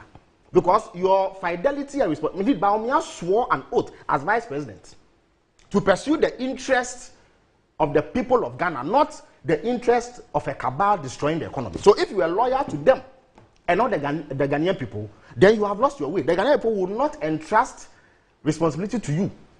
But Randy, let us examine Dr. Bawumia's performance as the one who is managing the Ghanaian economy and see whether when you size that up, it matches up to the man who's, because ultimately, Randy. Shouldn't we leave that for next year? No, Randy, it's important. You see, the MPP delegates themselves must take a decision that is in their interest. I have said that on the surface, because he has a high profile as vice president, they will go for him. But if they elect him, they would have elected the weakest candidate ever that the MPP has presented. He is going to square up to a man who fortunately also has a record in government. So it is fairly easy to see who is the best man for the job. So Ghanaians will assess John Mahama's record and assess Bawumia's record. So Randy, I am going to give you a hint so that when MPP delegates go to make the decision tomorrow, they think deeply and are not swayed by this ethnicity talk. Randy, Bawumia is going to face John Mahama, who has occupied the same position that he occupies now, head of the economic management team. So if you want to show which of the two men has capacity to deliver, you look at their history and record. Randy, is it not a fair assessment? It's a fair assessment, and the average rational voter will make that assessment. Randy, when John Mahama was president, at least as of 2016, our total debt, which Bawumia criticized, was 120 billion. After Bawumia took over, today, our debt is 600 billion Ghana cedis. If you add SOE debts, 600 billion, almost 4 times what they came to meet. And Randy, all the economic meltdown we are experiencing today stems from this debt. And Bawumia created it. So if you are a Ghanaian voter and you are going to vote, and you say you want the man who can manage this economy, one was in power for about 8 years as vice and president, left a debt of 120 billion. And you said he was terrible, they should get rid of him. You take over and take the debt to 600 billion. Do you need a soothsayer to tell you that Bawumia will be a joke compared to John Mahama? Randy, this is against a background of total revenue accruing to John Mahama as vice president and president, 248 billion Ghana cedis for 8 years. Randy, do you know how much Bawumia has had access to in 7 years? 830 billion. If you put the taxes together, petroleum revenue, and all other sources of revenue, 830 billion. Almost 4 times what John Mahama had. Randy, at the time Mahama was president, he had access to 1 oil field. Bawumia has access to 3 oil fields. Randy, our debt to GDP ratio, which assesses our capacity to pay our debt. There's another one, which is revenue to debt servicing. Under John Mahama, it was 56%. It meant that if we added up our GDP and monetized it and evaluated whether we can use it to pay off our debt, we will use only 56% of our GDP to pay off our debt, and there will be about 44% left for us to use on other things. Randy, under Bawumia, it is 104%, meaning that if we used all our GDP to pay off our debts, we will still owe another 4%. So if you are a voter and you are going to vote, and you tell me that because Bawumia comes from the north, you are going to vote for him, when you have seen clearly that he is a complete disaster, nobody will tell you where to vote. Randy, inflation. And I'm saying this because Bawumia mentioned these things and promised to do better. When he was lamenting inflation in 2016, it was 15.4%. Randy, only a couple of months ago, inflation soared to 54.1%. The highest in about 40 years. Hyperinflation. So you went to the market in the morning, the price of this item was this. Within a few hours, it goes up because of hyperinflation, which has been brought upon us by Bawumia's mismanagement of the economy. Randy, exchange rate. He said that if the fundamentals of the economy are weak, the exchange rate will expose you. Randy, people forget that right after that, he said something even more profound. He said the most important indicator for assessing the health of the economy is the exchange rate. Randy, at the time, your Mahama's exchange rate was 3.8 cedis. Only yesterday, I did a transaction in Losu. Randy, I had to pay 13.5 cedis for $1 under Bawumia. Randy, debt servicing. When Mahama was president, when he was head of the economic management team, we paid our debts promptly. We never defaulted. Under Bawumia, we have suffered the humiliation of defaulting on our loans. The first time in 50 years. 50 years. Yeah, they can't into me here. 50 years. Bawumia has defaulted on our loans. And interest rates. And they used to make a lot of noise about interest rates, Bawumia included. It was 25% under Mahama. Randy, today you need 40%. 40% interest before you can secure a loan.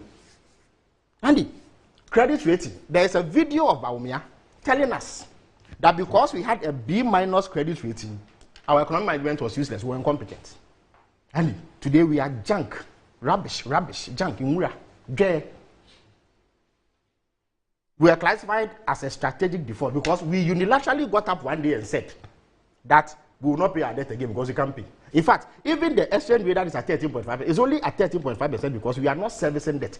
In fact, in November 2022, it went up to 17%, which constituted the most devastating. You mean 17 cities? 17 cities, I beg your pardon, 17 cities. The most devastating period in Ghanaian economic history in the last 40 years. If somebody had exchange rate of 3.8% and you declared him incompetent, and you take it to 17%, Randy, can't you be described as useless with the greatest of respect to the vice president?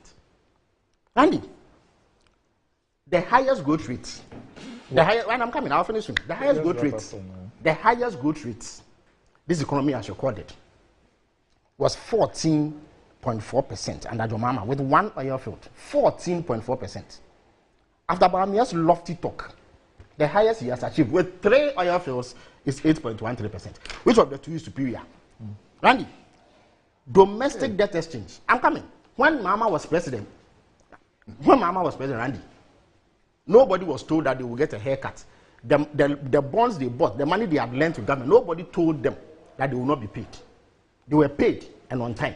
Under Bawumia, 100 billion Ghana cedis of bondholders' money, including pensioners, has been withheld. They have not been paid. Mama didn't do that. Randy, under Mama, 2016, he didn't get 1 cedi from the central bank in budgetary support or money printing, as we call it crudely.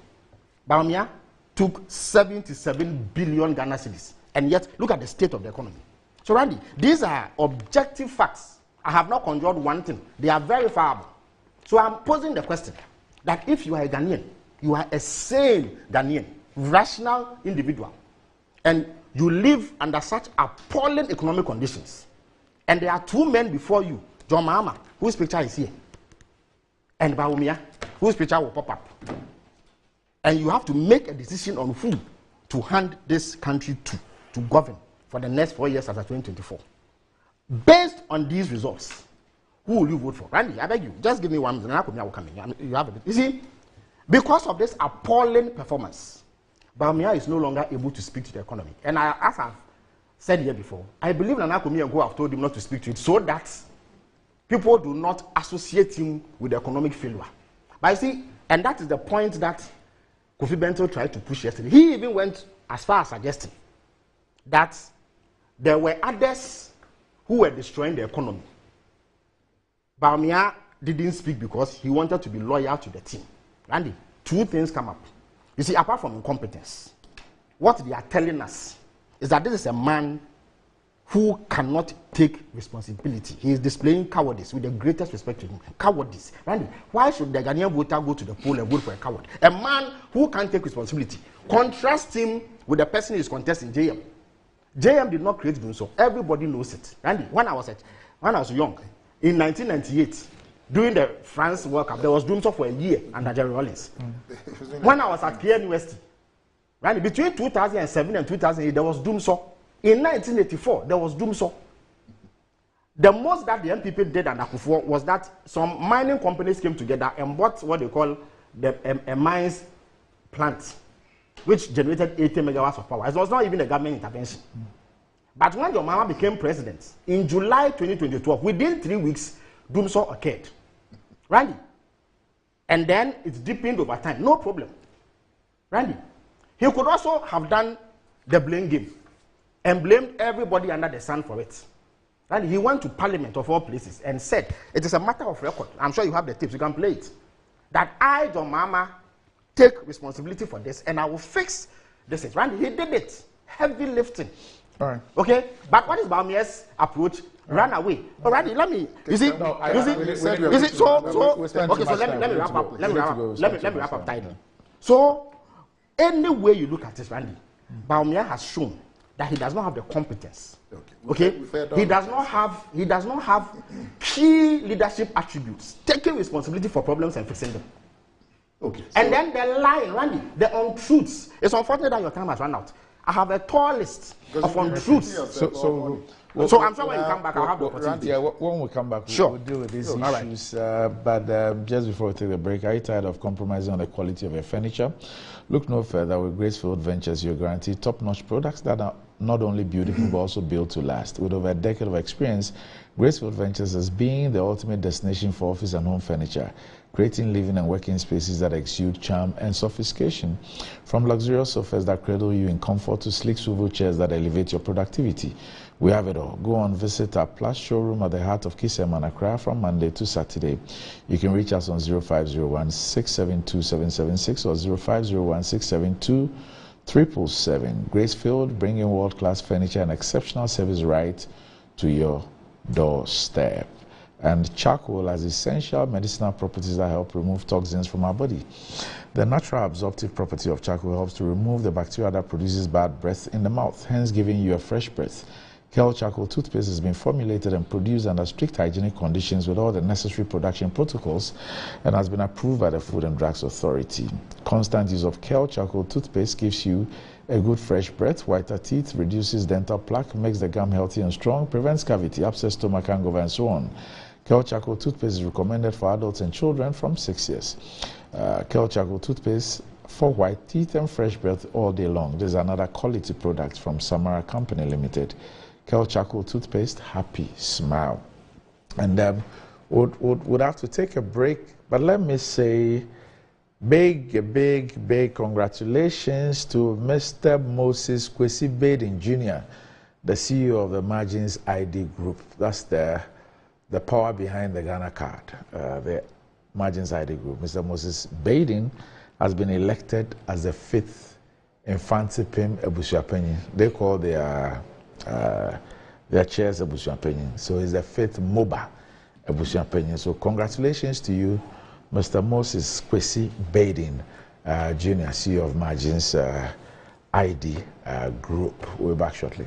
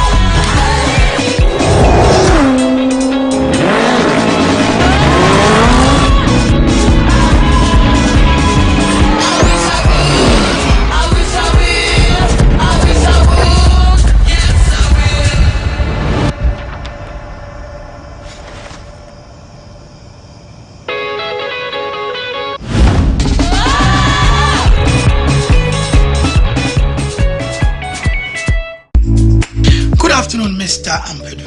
Good afternoon, Mr. Asari. How is business doing? My business is collapsing. Why is your business collapsing? I sold my products and services to my clients on credit, and my debtors are not paying their debts. Have you heard of Rosic Consult Limited, a debt recovery company operating in all the 16 regions of Ghana? Not at all.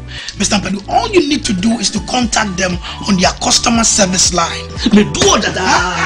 I recommend Rosic Consult Limited, a debt recovery company to financial institutions, businessmen and businesswomen, other companies, and also individuals. Rosic Consult has 98.4% debt recovery rate. We have professional debt recovery managers. You are assured of swift debt recovery. No recovery, no commission. For Rosic Consult Limited, no more write-offs. And we pre-finance the recovery ourselves.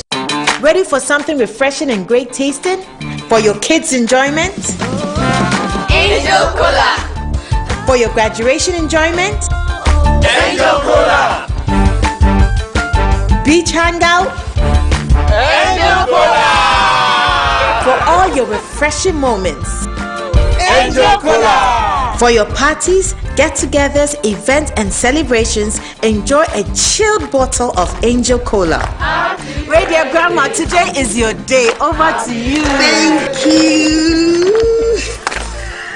Enjoyment Cola. Angel Cola. The Enjoyment Cola. Enjoy all your moments and fun time with Angel Cola. This advert is FDA approved. Inside Black Star Press Limited. Grow inside the invective minds, evolving concepts, and the creative trends. The printing press you need now. Witness the beauty, diversity, and natural wonder with our works. Inside Black Star Press Limited, in association with Lionhead Group of Companies. Call us now on 0200-880-000 for all your print works. Black Star Press Limited, a worldwide reputation for quality printing. Enjoy the fruits of your labor, they say. But as humans, aging and physical infirmity stands our way of enjoying our mansions and homes. It often becomes challenging, if not impossible, to use our stairways day in, day out. With portable American pneumatic vacuum elevators, PVs, you are assured of unlimited enjoyment of your mansions and homes. It's a self-supported elevator for vertical movement of humans and goods at homes and offices. The original comes in 3 custom-made models with wheelchair accessibility. Call it luxury, but it's a necessary imperative for vertical mobility. Do not let aging or infirmity limit you. Get one for your easy vertical mobility at home. It's affordable and can be installed in just 3 days without modification to your existing building. It's however easier to incorporate it at the construction stage. We also have traditional Fuji elevators and escalators for your high-rise buildings and malls. Visit Lifts and Elevators Company Limited at Sakumono for your elevators nationwide. For free consultation to call or WhatsApp us on 0200-535-515. Lifts and Elevators, the elevator people. Betway is your gateway to a theme park full of gaming excitement. A whirlpool of wonder where your favorite games come to life. Where you can take to the skies with max payouts that reach into the millions.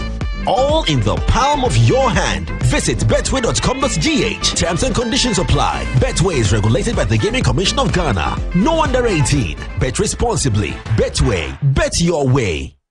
In life, choice is good, but choice plus safety is way better. Your safety and comfort is paramount. Under the cylinder recirculation model, you can buy LPG in a safe environment. All cylinders are inspected and maintained to the best safety standards, so your safety is assured. Just take your empty cylinder to the nearest exchange point and swap it for a filled cylinder. Different cylinder sizes will be available to meet your pocket size. Imagine cooking in a smoke-free environment. This will improve the health and well-being of you and your family. Choose LPG in a safer model of distribution. Cylinder recirculation model. Securing your safety, creating more jobs. A message from the National Petroleum Authority under the patronage of the Ministry of Energy.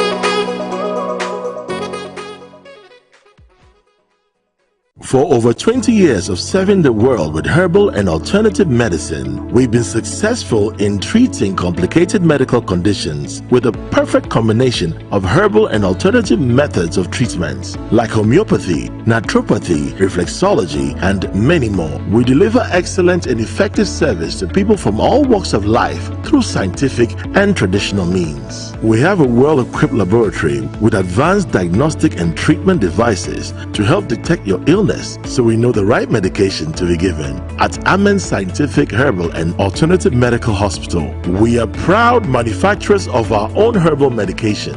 Our zeal and passion to save lives with our patients at heart and outstanding achievements since 1996 has won us several awards. That is why we say, go herbal, go Amen. We are located everywhere in all the regions. Amen Scientific Herbal and Alternative Medical Hospital. Allahu Shafi, God is the He.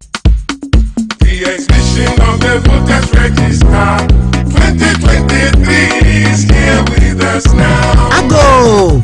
Electoral Commission never gave voters register ku Tony Mambia Yakwemi. No liake 2020 voters register. The 2023 provisional voters register wuji na ke shuoshi ke ha emlinkwa mone fata hisamo gbejano toy ke ha district level oshikifon ni ba neke exhibition exercise ne ba no ye polling station se fen kumle ke je 3rd kashi 7th November 2023 lebi magic pawo kashi gbeke na shigmeji ekpa dagbi anyemi ka soso aka ogbe ye register amli momo mo Bodinte ya o shiki fon here ke o voters ID card alo o registration slip ke akwa ke klenklen o gbai o infoniri o hesajin koko me fe ye wo jamlin lo enyo te shoshi me komenesa ke amegbe yon register amlin ete na o lo police station dani be ashe ke edwe wa na ajie gbohin agbai ke de register amlin no le ake isi etogbejiano ni obanya ochono keko hesanji ni your register ni ye o mobile phone name ewa kra olenoko obada *713*81# koni ofolu prompte ya network efen ko boda fe no ka shohe no yo he mayo shiki fun gbin no anyemi ko here wo voters register exhibition exercise name ni na kai mwake owo se shihinle damo o vote no. Your vote is your future.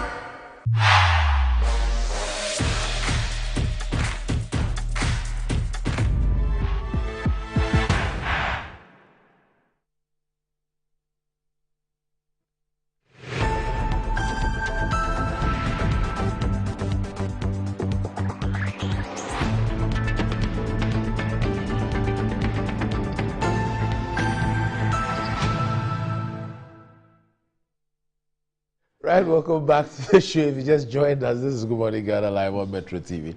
So with me on the show, I have Nana Akobia and Felix Kwachi Ofosu. But ready to treat your callers to good tunes while you win incredible rewards and points by purchasing, renewing, copying, or gifting your favorite caller tunes, and you can win amazing prizes based on your total accumulated points. Yes, build as many points as possible and you can win tons of data to stay connected to the things you love, or you can win an amazing 10,000 Ghana cedis cash prize to splash on your favorite things. It's the perfect way to entertain your callers with music and get rewarded at the same time. Start collecting your caller tunes points today. Visit callertunes.mtn.com.gh or just dial *1355# to get started on the MTN Caller Tune service. Promo lasts till the 7th of November 2023. Terms and conditions apply.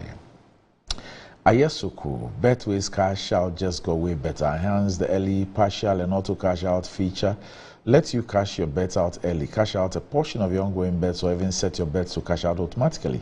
All this to give you way more control over every thrilling bet you place. Sign up today at betway.com.gh.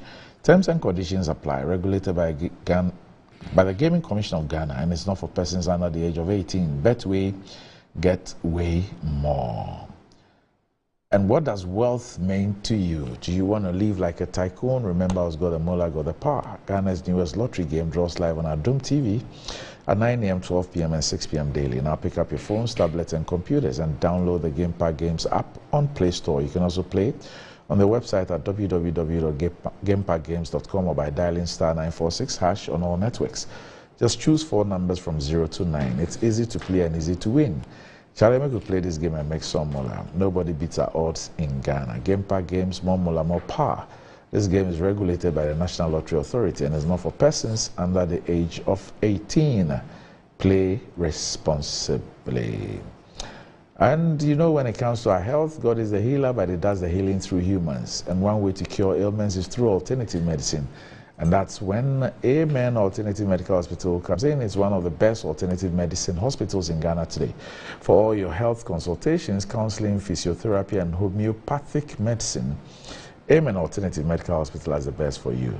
It is the first to modernize herbal and homeopathy medicine in Ghana. They are the best medical practitioners from KNUST with a state-of-the-art medical equipment curated for your need. The most obscure ailments can be diagnosed and taken care of. Amen Alternative Medical Hospital is at Klagon on the Lashibia Sherman Road near the Underbridge from Monday to Saturday. They open from Monday to Saturday from 7 a.m. to 5 p.m. and Sundays from 11 a.m. to 3 p.m. You can reach them on 02-07-229-505 or 02-44-227-192 to book your appointment. Amen Alternative Medical Hospital, God is the healer. Okay, so we'll be rounding up our discussions on tomorrow's showdown. But happy birthday to you, Marcia Nanama Enchiwa Osei. Marcia Nanama Enchiwa Osei. Today is your birthday. Happy birthday to you from your dad, Saint Osei, your mom, and all the family. And to one of my most favorite young persons is 40 today, Moses Kanduri. Moses Kanduri, you are 40 today. One of my most favorite young people. Schoolmates. Oh, okay. St. John's Preparatory. Okay. Yes. It was a boarding school. It was actually my dormitory mate. Okay. He and his cousin. Okay, so it's 40. I'm sure he's playing some golf this morning. I'll miss the big do tomorrow due to some family engagements. I'll miss it. But happy 40th to you, Moses, and I hope that is a new chapter, and a lot will happen positively for you. Happy 40th to you as well. Nana? Yeah. Thank you. Thank you, Randy. You know what Felix Kwame Ofosu has done is to do a very big campaign for Bawumia. Okay. Because there are how many people contesting? 4. And Felix never mentioned anybody but Bawumia. He says he will win.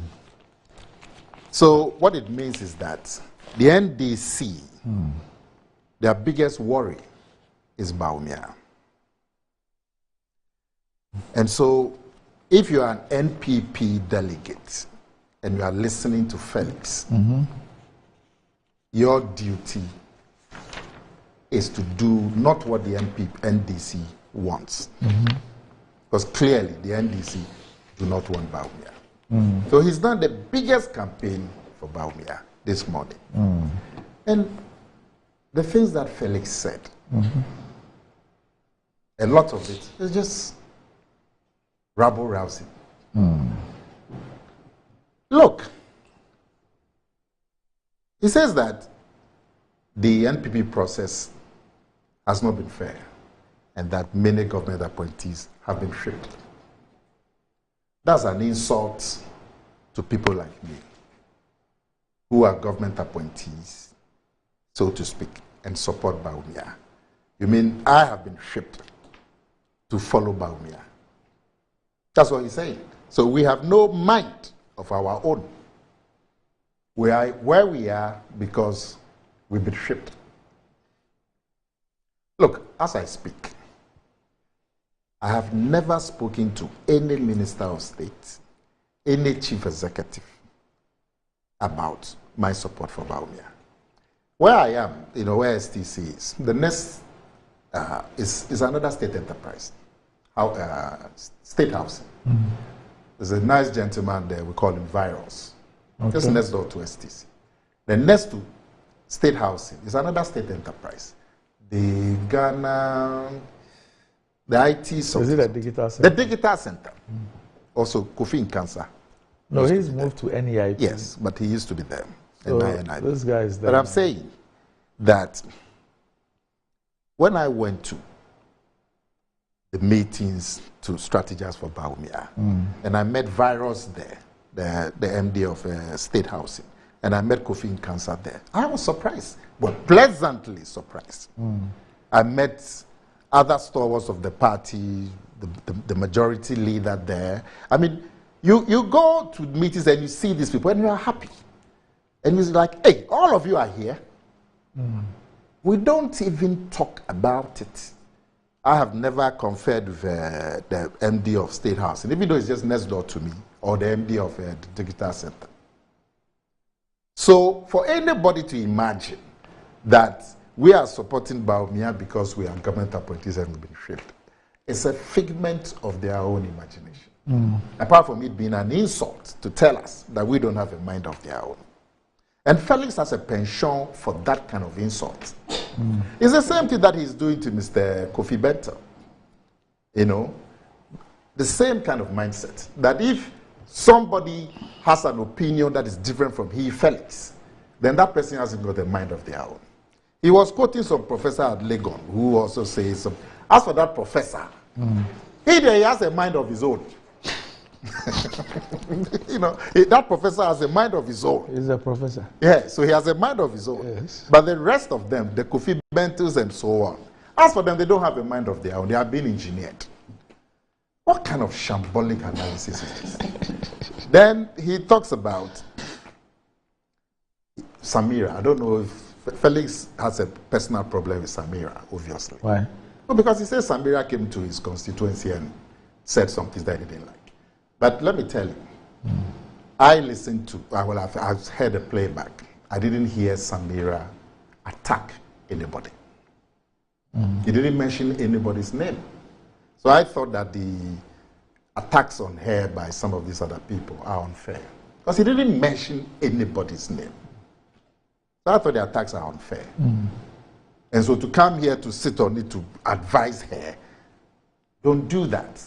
If she came to your constituency and said things that you believe are unsavory, say it and let's deal with it. Don't go and hide behind that and attack her and say that she has to be careful and all that. She didn't mention anybody's name. Now, but she definitely was speaking about one of three people. Or it could be 3 or 3 people. Yes. Because basically a lot of them are saying the same things. Yes. So now, any of the 3 can sell the cat. But he didn't mention anybody's name for you. Now, you know, when you are the front runner, Randy. Yes. You see, and really, that is what is key. When you are the front runner, those who are not front runners, they ascribe all kinds of machinations to you. And when Felix was running around that the people are being shipped and so, I was laughing. Because the same thing happened to John Mahama. And I'm going to read to you what his contestants said about him. Even Felix, a clear front runner in his constituency, when he won, the lady who contested Felix, do you know what she said about Felix? You want me to read it to you? Clearly, Felix was the front runner. He had been the candidate in the last election, lost by quite a close margin, isn't it? And so it makes sense to repeat. And with Felix's profile, and he was talking about Bawumia's profile and so on, with your profile, it was very clear that the delegates were going to go for you against somebody who was totally unknown. And yet, what the woman said about Felix's victory, totally unsavory. Talking about manipulation and how people have come to, the establishment have come to support, very, very unsavory. So even in your own case, because of your profile, you were attacked. And you thought it was unfair for those attacks. Now you are coming here to do the same to other people. When you are the front runner, Chief, you will become the subject of attacks. When I was the front runner in Okakwe South, the things they said about me, some of them are totally stupid. But there are things like I haven't done national service. This is in 1996. They said I hadn't done national service, and they went to court to prevent me from standing. And all kinds of other things. Then, anytime they saw any nice building in the area, they said, the building is for Nana Komia. He's the MP, he's chopping your money. This building is for him. This fuel station is for him. Because they're not saying the same thing about other contestants, just me, because I was the front runner. And when you were the front runner, the same things have been said about you. John Mahama has been your front runner. Who doesn't know that John Mahama has been the favorite of the NDC going into the 2020 NDC parliamentary primaries, presidential primaries? And yet, what didn't these people say about him? Look, the Guzitanos, what they said about JDM in 2018 leading up to their primaries, the Kenjirasas, we don't have a lot of time, the Boating Jans in 2022. And indeed, in the 2020 election, all the aspirants came together. All the aspirants of the NDC came together and formed one unit against John Mahama. The 6th, and let me read just this one because it's very important. City News, January 27, 2019, says the 6 presidential aspirants petitioned over the printing of ballots and the register. And they wanted the printing to be given to a trustworthy firm, the Assembly Press, so that irregularities that rocked the NEC elections in November, they're talking about their national elections, the national executive elections in November 2018, don't recur, particularly the presence of duplicate ballot papers with same blah, blah, blah, blah. The 6 of them came together against John Mahama. Same thing. Because John Mahama was clearly the favorite. And when it happens in Bawumia's case, Felix is come to sit here and say that we've been tripped. You see the hypocrisy? And why I'm telling you that it will not work, if we're to go to what, this is your last one, the 2023 primaries, what Dufour said, what his followers, Boating Jan, and so on. There was one particular chap that everybody says they don't know him in the NDC. It's called Agbe. And he described your friend. I think you are the only person who knows him. He says he described the processes, and it's just 2023. He described the processes. It's the title. The way you mention his title, that's why I love. Now, this is what Agbe said. He described the processes as a charade and a choreographed shenanigan. It is extremely dubious, criminal, and illegal for the processes leading to the presidential to be hijacked for Mahama. This is what the Dufour camp was saying. And Dufour himself, indeed, Dufour actually stood down because he thought that the whole process had been. Indeed, at one point when he was actually going to make donations to the council, they said they wouldn't allow him. Remember, at one point, somebody gave forms to an applicant at the NDC head office. That person was sacked. He later even died recently. So, is it that the whole process was manipulated for John Mahama, if we are to believe what Felix is saying today? Now, in the NPP case, it's even more funny, because you even had contestants with Bawumia, who also had government appointees following them. But then they said that were the ones following us, they are few. Can you imagine? You have government appointees, ministers of state, deputy ministers of state, chief executives, and all kinds of party and government appointees following you. And yet, there too, they were complaining about Bawumia being followed by government appointees. Does it make sense? And I don't know if they were engineered by Felix, but that's how funny it was. You have people, ministers of state, deputy ministers, following you, and then you go and complain about those who are following another person. That's how, when you are the front runner, that's sometimes how silly that the attacks on you can be. And then Felix says that the Bawumia thing is just ethnocentric. Really? Okay. Whatever you call it, Felix, you and your collaborators in the NDC, whether you call it tribalism, whether you call it ethnocentricity, I can tell you, we will support Bawumia and we will bring him to face you. It doesn't matter where he comes from. It could have been Ever. It could have been anybody. It's not just Bawumia. It could have been an Ever candidate. We're saying that that candidate would be able to give us the chance to meet your propaganda. So it's not even just Bawumia. It just happens that Bawumia will fall into that bracket. But it could have been an Ever person. It could have been a Gan person. That is what we are saying. That it gives us an inclusive face that allows us to deal with your propaganda, whether you like it or not. We will deal with that propaganda. We are going to present a candidate that will let that propaganda fall into the water. And I can talk about Safo Mafo. He says it's our own doing. Because we have done, we project ourselves as a Akan party. We've never done that. Fine. Safo Mafo, you say he made some remarks. Safo Mafo's remarks are unfortunate. But do you want me to tell you the remarks that people like Kofi Awuno and E.T. Mensah have said about your party? You want me to repeat them? What they've said about your party? Now, says Akufo-Addo said, yeah, Kamfo. You know that thing, Akufo-Addo, they didn't do justice to him. Akufo-Addo said, yes, say, yeah, Kamfo. And he was speaking to his people. They said that they say you Akans people, you fear things.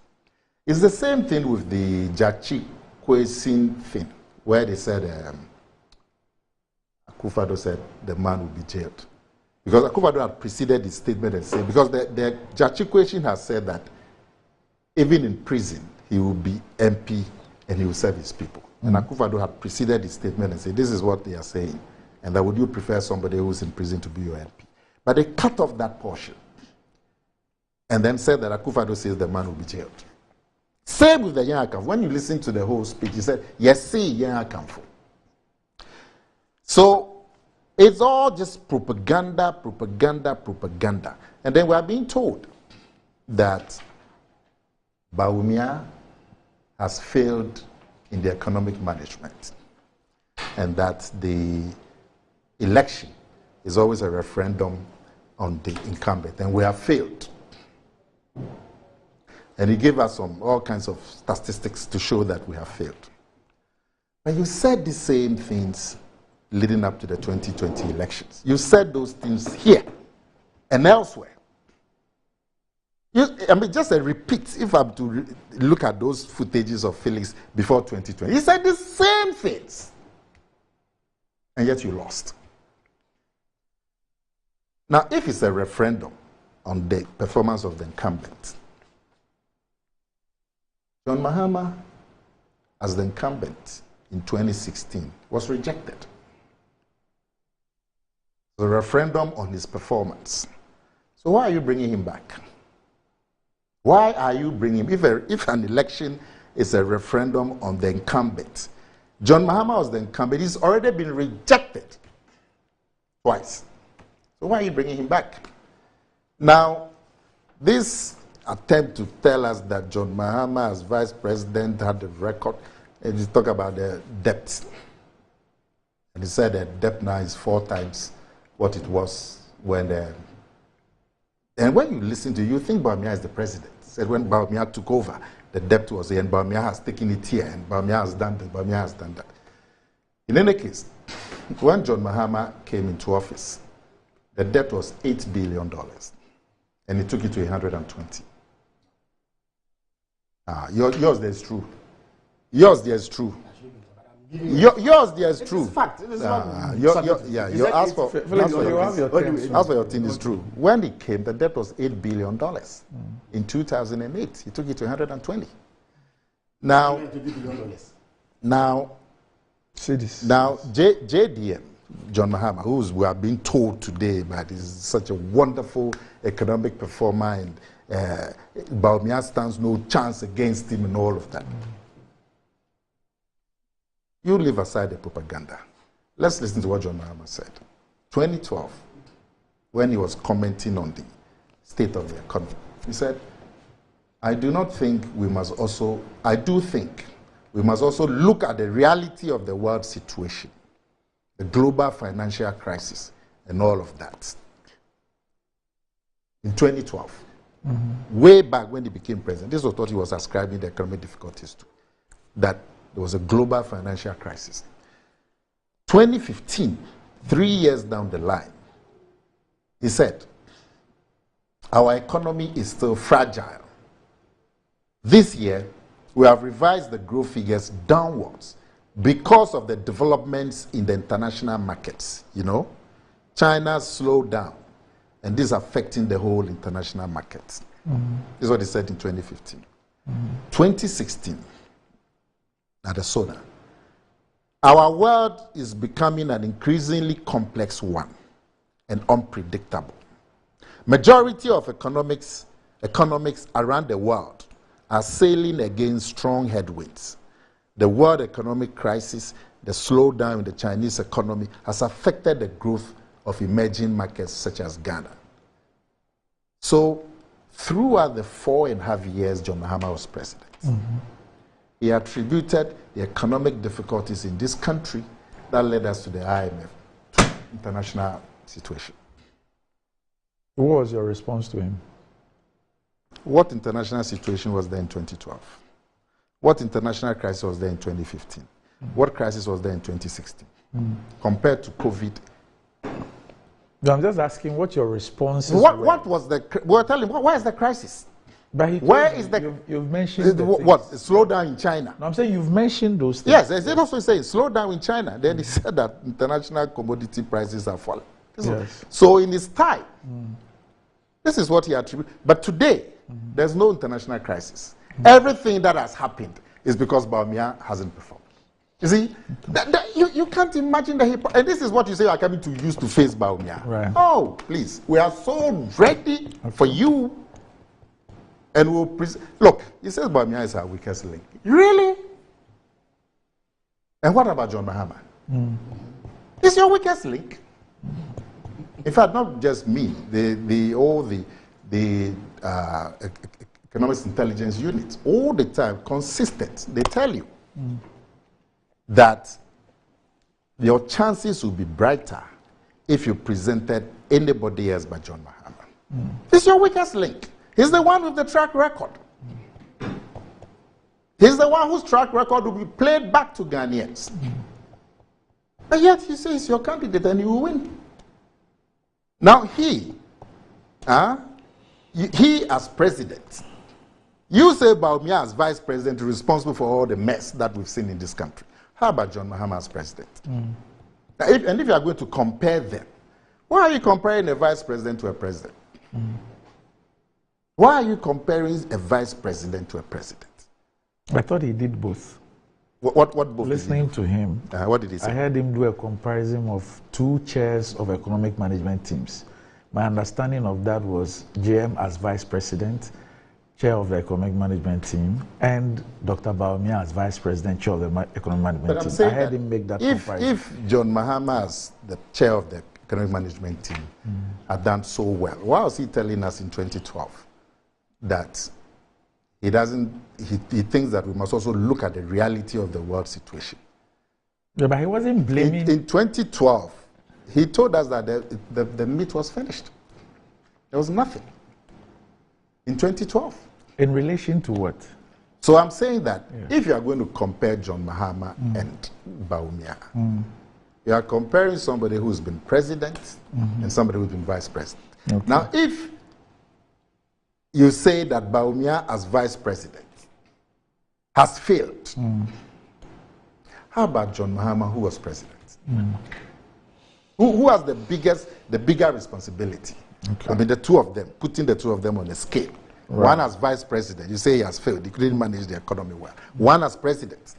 And I'm saying that in his time, the economic difficulties that we had in this country, that led us to IMF. He attributed all the difficulties. He did. But that's what I read to you. No, you just read a quote. You did not read anywhere where he said that we are going to the IMF because of this. You just read something that is supposed to have said, but in reference to what? You did not tell us that. In reference to the economy. No, I'm saying you didn't read that. You didn't read that. You just read something attributed to him. But what was he referring to? He was referring to the economy, the Ghanaian economy.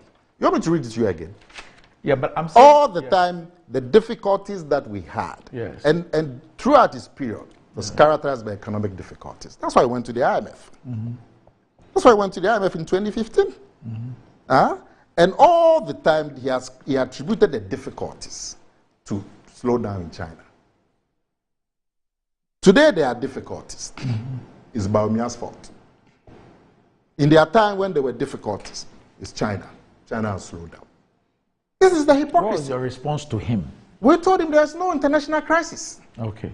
That's what we told him, because was there an international crisis? So that even when a country that was dependent on proceeds from its exports, like oil, with oil prices dropping to even like $40 a barrel, and the effect it had on our revenue projections, you still did not accept it.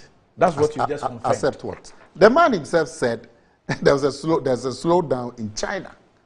That's what he told us. No, it's all there. There's one you read to us, which was about commodities. You read it. Yes. Yes. Yes. In 2016, yes. The 2016 SONA, yes. He said, our world is becoming an increasingly complex one and unpredictable. Majority of economics around the world are sailing against... No, not this one. You read another one. The word, the same SONA, State of the Nation Address, in 2016, in the World Economic... and sailing against strong headwinds in the world economic crisis and the slowdown in the Chinese economy. In fact, right from 2012, he talked about things outside Ghana as the reason why we're having economic difficulties in this country. But today, that we're having difficulties, that one is Bawumia. That's the point that I'm making. It's Bawumia. In their time, it was China, commodity prices. Look, this NDC people, the last time, this cocoa pricing thing, and all of them were falling over each other to say that government is cheating cocoa farmers. Now, this was in a situation where government had increased cocoa prices by how much percent? You remember? It's the recent one. And they were saying that government was cheating the farmers and government should have done more. Now, when the price was it 800 cedis a ton, and government had increased it to 1,300. When it was 800, they didn't come to tell the farmer that government was cheating them. When government increased it from 800 to 1,300 or so, that is when they realized that government was cheating the farmers. You can't understand the politics. When it was 800, you were calm. When they increased it to 1,003, you said the farmers were being cheated. You can see that this is just politics of convenience. We must be able to try and do some propaganda out of it. It doesn't make sense. Right. The propaganda doesn't make sense. Then we have been told that Bawumia doesn't talk about the economy. In fact, like I said, I have been with him in many of the constituencies that he goes to, that he went to. Talked about the situation from 2017 to 2023. Talked about how the economy was before the COVID and the difficulties we are getting largely because of COVID and what we are doing to take us out. He talks about all of that. In fact, the NDC, led by John Mahama, they look forwards and backwards at the same time when it comes to the economic situation today. When they go abroad, they ascribe, they put COVID where it should be in terms of the difficulties that we're having today. When they come back to Ghana, they don't mention COVID. They say it's all the fault of the government. And I'm sure from next week, it will be the fault of Bawumia. This is the politics that they are going to present to Ghanaians. And I can tell you, as for this, if this is the way you are going to proceed, we are so ready for you. And if you say Bawumia is our weakest link, then what about John Mahama? All right. Ali. Yes, Felix. Interesting question. John Mahama and Bawumia. If you want to see who is better, look at their record. It's as simple as that. Oh, Nana, I didn't say anything. Yes, it doesn't. Oh no, it doesn't matter. Nana Akufo-Addo was thrown out twice. So merely losing an election is no reason. Whether he was president or houseboy. Oh, Nana, why are you going to? No, Nana. Randy, I think you should be firm on this. You should be asking the question. Whether if I ask you a question, you won't take. Randy, I think you should be firm on this. I didn't utter when we were speaking.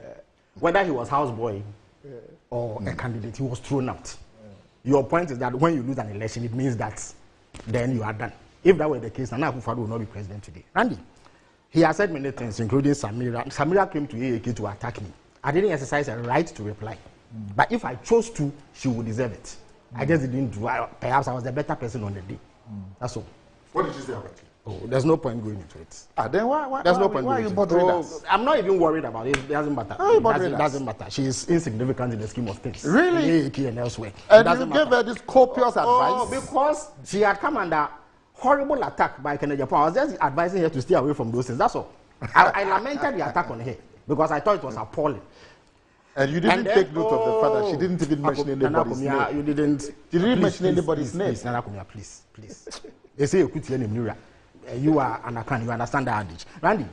I will not comment on the other things he said because of a want of time. But I will focus on the important matter about comparison between John Mahama and you see John Mahama. Yes, he takes responsibility for every economic happening under him.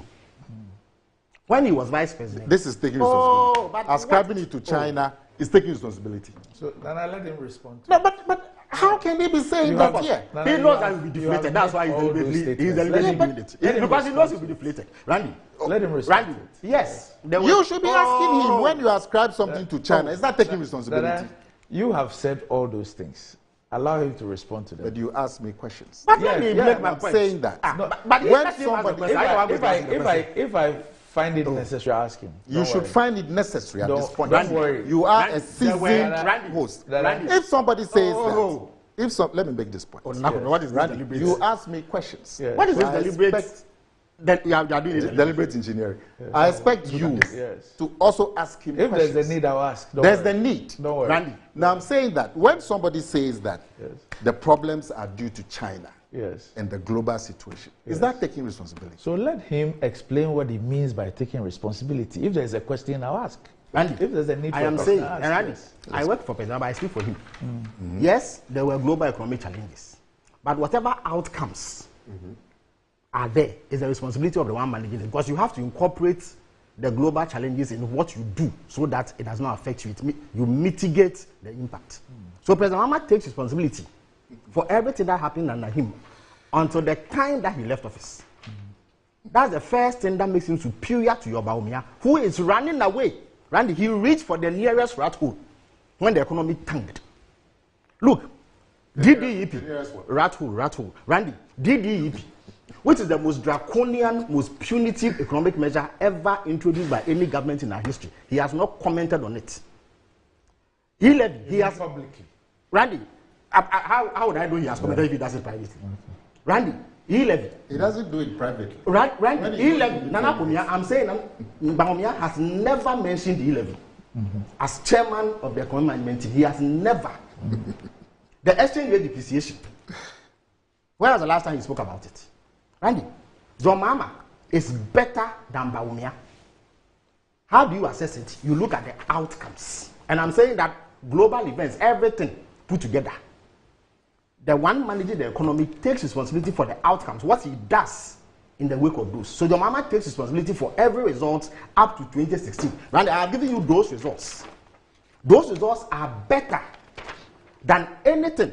Dana makes the point that in State of the Nation addresses and in a speech outside, he alludes to external factors. But the external factors have always been there. And yet, these were his outcomes. Okay. And I'm saying that when there are external factors, it must influence the way you do things so that you mitigate the impact. If you can't do that, you are a useless manager. Then we don't need you. Randy, Bawumia, Nana Kumia says he is not president, so we should not blame him. No, it says you're comparing. Yes, Randy, let me show you why. A president to a vice president. No, I compared John Mahama because John Mahama, I told you that John Mahama has occupied the same position that Bawumia is occupying now. And in fact, the results then were even much better than what I called here. Okay? He had a growth of 14.4% as chairman of the economic management team with one oil field. What has Bawumia achieved with 3 oil fields as chairman of the economic management team? 8.13%. Is Bawumia anywhere near Mahama in terms of capacity and competence and ability to deliver? Randy, Bawumia was not president. So why in God's name did Akufo-Addo put him on the platform and tell us that he has gone for him specifically to manage the economy?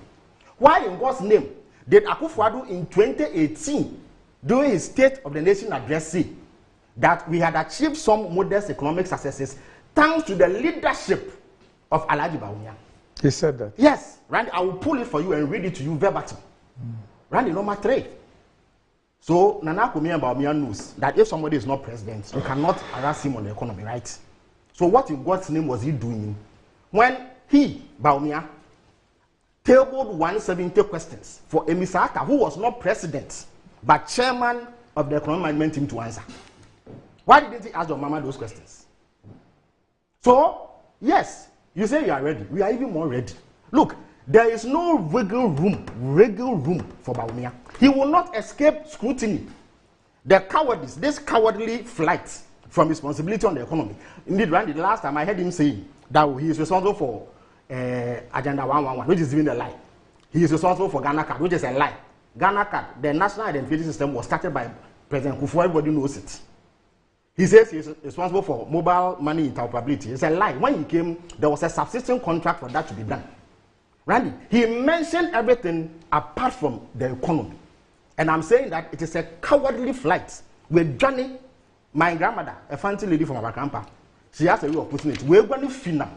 He has deliberately run away from the economy because he knows the outcomes are bad. So man for man, President Mahama left us 120 billion. Bawumia has supervised 600 billion. Randy, the simple question, when you owe 600 billion, is it better than when you owe 120 billion? The answer is no. Randy, if the dollar exchanges to the cedi at 3.8, and now it exchanges at 13.5, is 13.5 better than 3.8 as exchange rates? No.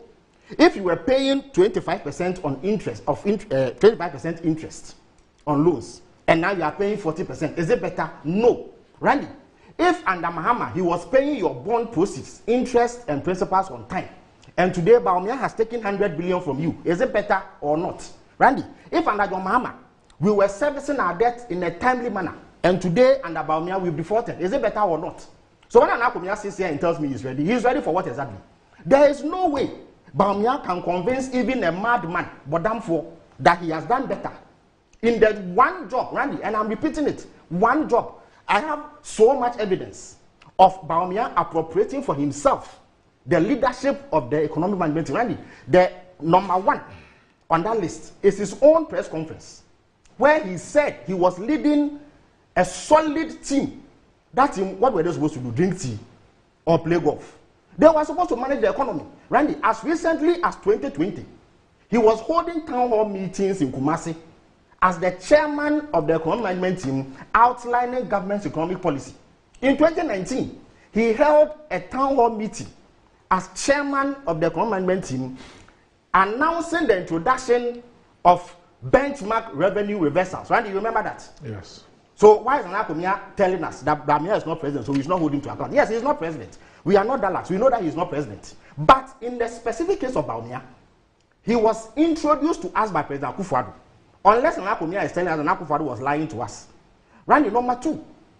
In fact, every member of the MPP who stands on the party's ticket in 2024 will bear responsibility for the performance of that party. Is it not so? Everybody. Even the cleaner at the MPP headquarters today, if you elected him as your flag bearer, he would have to defend the record of the MPP. So even if Kennedy Apongo wins, or Akoto wins, or the former Mampong MP wins, Adanimo wins, they will still have to defend your record. But in the specific case of Bawumia, he was introduced to Ghanaians. Randy, he organized lectures. Look, Central University, they actually created a propaganda academic chair for him. They call it Chair on Economic Governance, right? Yes. He held lectures and told us that he had knowledge in economics. In fact, he is also liable for every criticism he leveled at the NDC and every commitment he made. One of the things he told us, and Randy, you have the video played, he told us that they were going to move away from taxation to production. What that simply meant was that there will be lesser taxes, more production, right? Randy, under him, they've introduced 30 different taxes. So if I question his performance, why is Anakumia trying to run away? That he is not president. Yes, he is not the cleaner at the Flagstaff House. He is vice president, everybody knows. But he is responsible for the management of this economy. And by God, we in the NDC will hold him. So, okay. You are ready. We are even more ready. And okay. Number two. Hey. John Mahama. Look, John Mahama. I beg your pardon. Right, John Mahama. He will not be a perfect president. He is not promising that. He will never do that. He will not be perfect. There will be flaws by all means once he is human. When he was president, there were flaws, there were difficulties, there were challenges. Randy, but by God, anybody who tells you that Bawumia has performed or has shown promise to perform better than Mama is a liar. Yes, he has seen the fool. You must put on that person. And how do I come to that conclusion? Based on the outcomes. Okay. But you, in your case, there's no outcome. Oh, I beg your pardon. There are outcomes. You haven't finished. Oh, Nana, why are you doing this to me? You spoke at length. I didn't say anything. Randy, these are the... No, please. It's not true. Randy, you see this sheet that I'm holding. You've spoken twice. This is the second. Randy, this sheet. Oh, Nana, let me conclude. You come in if you want to come in. Randy, this sheet that I'm holding. You see, they call it tail of the tapes. You are the sports guru, boxing. They put the record of both fighters side by side, right? So this is the tail of the tape. Yes, this is John Mahama's record. This is Bawumia's record. Okay. So, even if I beg your pardon. His record is bad. I beg you. That's fine. If an alien drops from Mars today and sees this, he doesn't know the Ghanaian situation. Nothing. Yeah. At first glance. And who drew this tape? Oh, but it is a fact. Why? Read your own budget. I beg, read your budget. Okay. Read your budget. Okay. Your own IMF program. The information you gave to the IMF. Did you not tell them where your debt was? Have you finished? I have not finished. So, this claim that, John Mahama is the weakest. Randy, whatever problem John Mahama had, his performance is better. Okay. When you pitch him against your Bawumia, who is running away? Fine. Who is running away? We're going to final. All right. He is better. You've repeated this 100 times. Yes. Randy, ultimately, let me tell you something. Ultimately, when people go to the polls, and especially in circumstances like this, the number one thing on their mind is that who should they entrust the destiny of this country to? Even Jesus Christ, in the parable of the talent, said that if I give you one and you are not able to double it, I will not give you three. Did you not say it? If Bawumia is head of the economic management team, and there's no dispute that he is the one in charge of running this economy, and he fails so badly, why should he be giving the whole country? Okay. To conclude, Alhaji ABF Hussaini has a way of putting it. He says that if a man cannot carry twigs, you cannot add timber to it. You can't manage an economy. Thank you. How are you going to manage a country? Now, we are ready for you. Look, you repeated that 100 times. If you like, let us start right now. Let us start right now. We finished the program. Now, Randy. We must go.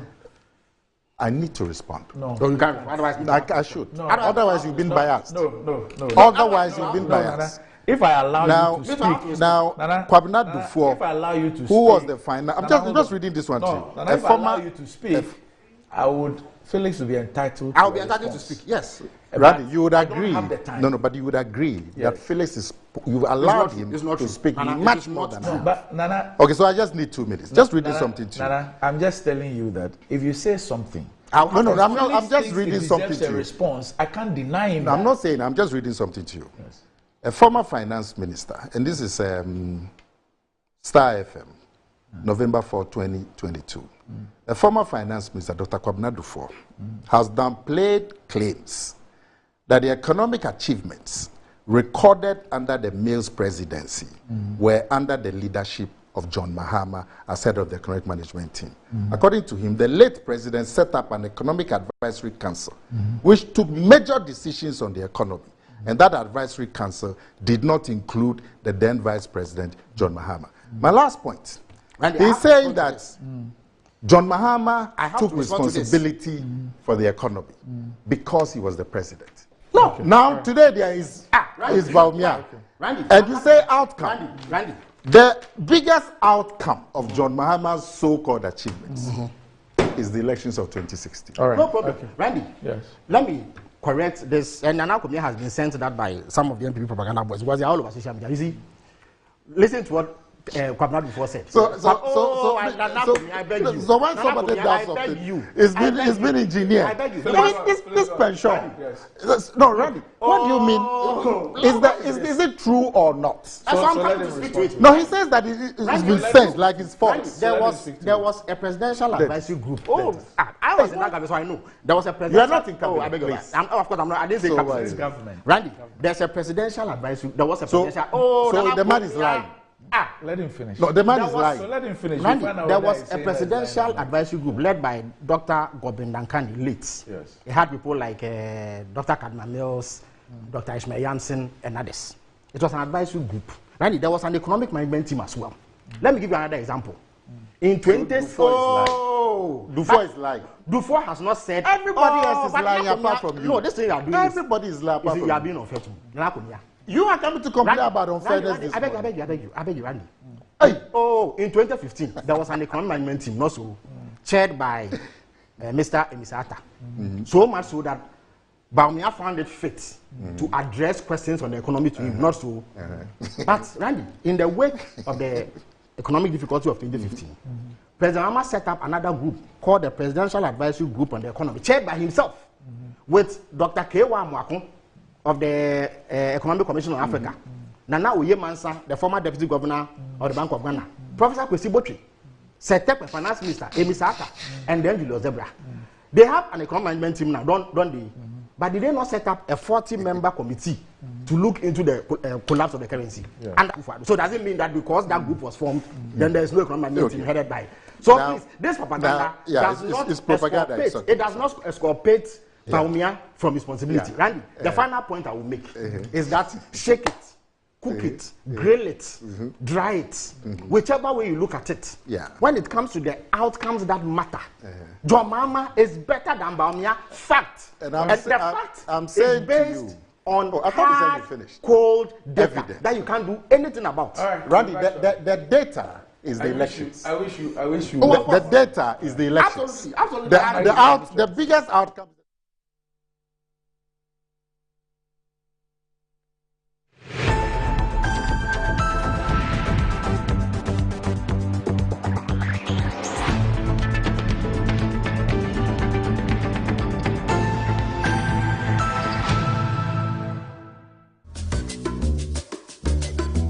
Pascal is showing his boss the efficient new technology they've installed.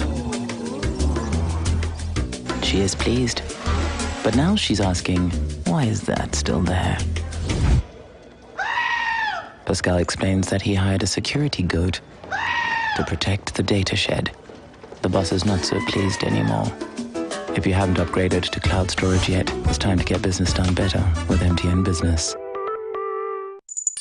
Hello Ghana, KNUSC ISWAM, Republic Welfare Limited, a subsidiary of Republic Bank Ghana, presents Women in Business Conference. Are you a young woman entrepreneur with a small business or medium-scale business? You can't miss this amazing program coming up at Cafe Banua Jowulua Crown on the 30th of November 2023, 9 a.m. sharp. Learn about loan financing, access to loans. All these benefits await you. Don't miss this amazing opportunity. Investment is a cool 1,000 Ghana cedis. Harvest all course materials, coffee break, lunch, networking. See you there.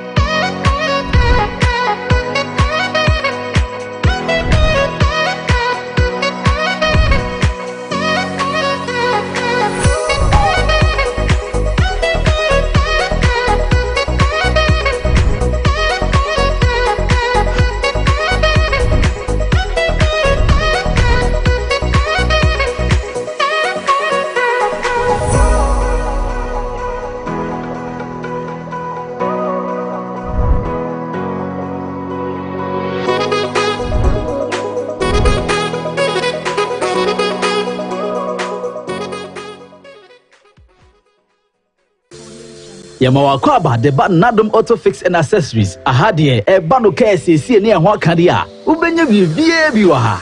Ka bia ne how ene ne ohia. Yenso ye wo ho animdefo a obeso anu yi ama o.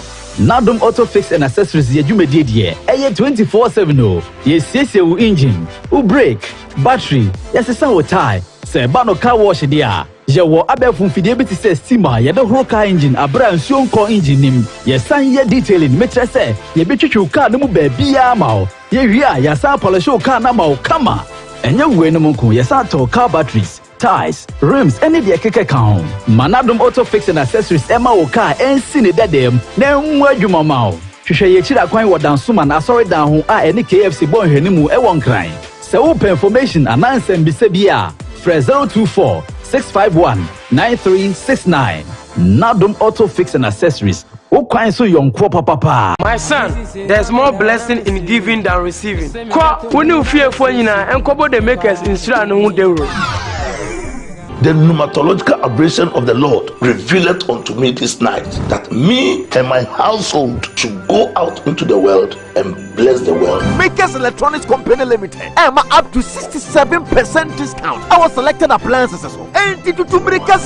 This is what I call quintessential immaculatability. The Makers Electronics Company Limited. Ewo Taifa Burkina Highway. Amasama Zongo Junction. Edike Pharmacy Dining. Oyer Fateman Boga Junction. Ashaman Valco Flat. Kumasi. Ahinema Kokobin. Asafu Bwachi Hospital Junction. Sakrani. Kuma. Number 9 Market. Tell mom and dad about the Makers Blessing Attack program. From 0552 222 253 and 0552 222 254. Terms and conditions apply.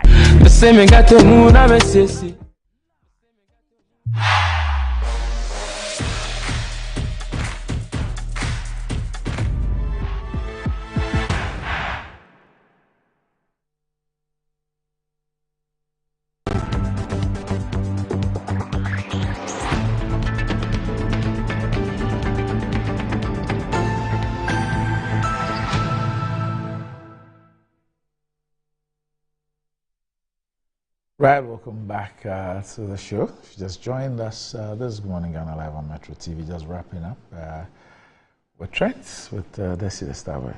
Desi. Doc. Friday. Yeah, it's Friday. The showdown people have taken all the time. I'm sure by now the sports guys are fuming. Yeah. yeah, of course. So let me just do this quickly. You must have probably seen the video where the Vice President, Dr. Bawumia, is making some calls to some of the delegates. But in all of this, you will still fear delegates. But if you haven't seen, you just watch a bit of the calls Dr. Bawumia is making. Oh, how are you? Very, very well. This is Dr. Bawumia calling. I know. I'm most grateful. You know. Yes.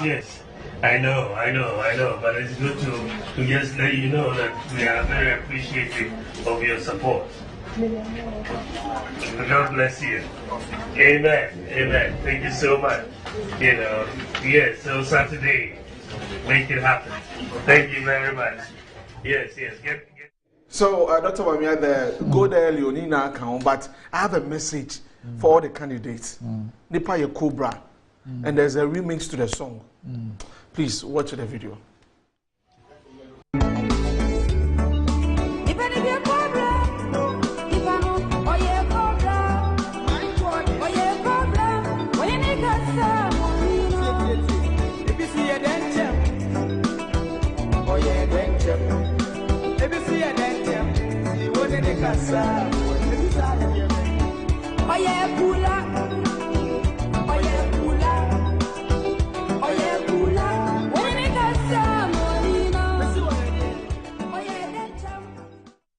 Okay, so that's my message to all the candidates. Depending be our denchem, when we are kula, any cobra. So only one more kasana when you are the hot, not now one you're surprised. Right, so tomorrow we'll bring you all the updates here on Metro TV, Original TV, and also Original 91.9 FM. So join us for the live coverage of all of that as we bring to you who will be chosen or elected as the candidates for the presidential candidates for the NPP. But let me wrap up with the fundamentals of your. If you want to know how weak you are, it is the meat on your food that will determine how weak the fundamentals or the foundation is. So let's watch this last one and then we wrap it up. The amount of meat on your fufu will expose you. Hey, me fufu was near Rahu. Jesus. If the fundamentals are weak, the amount of meat on your fufu will expose you. Hey,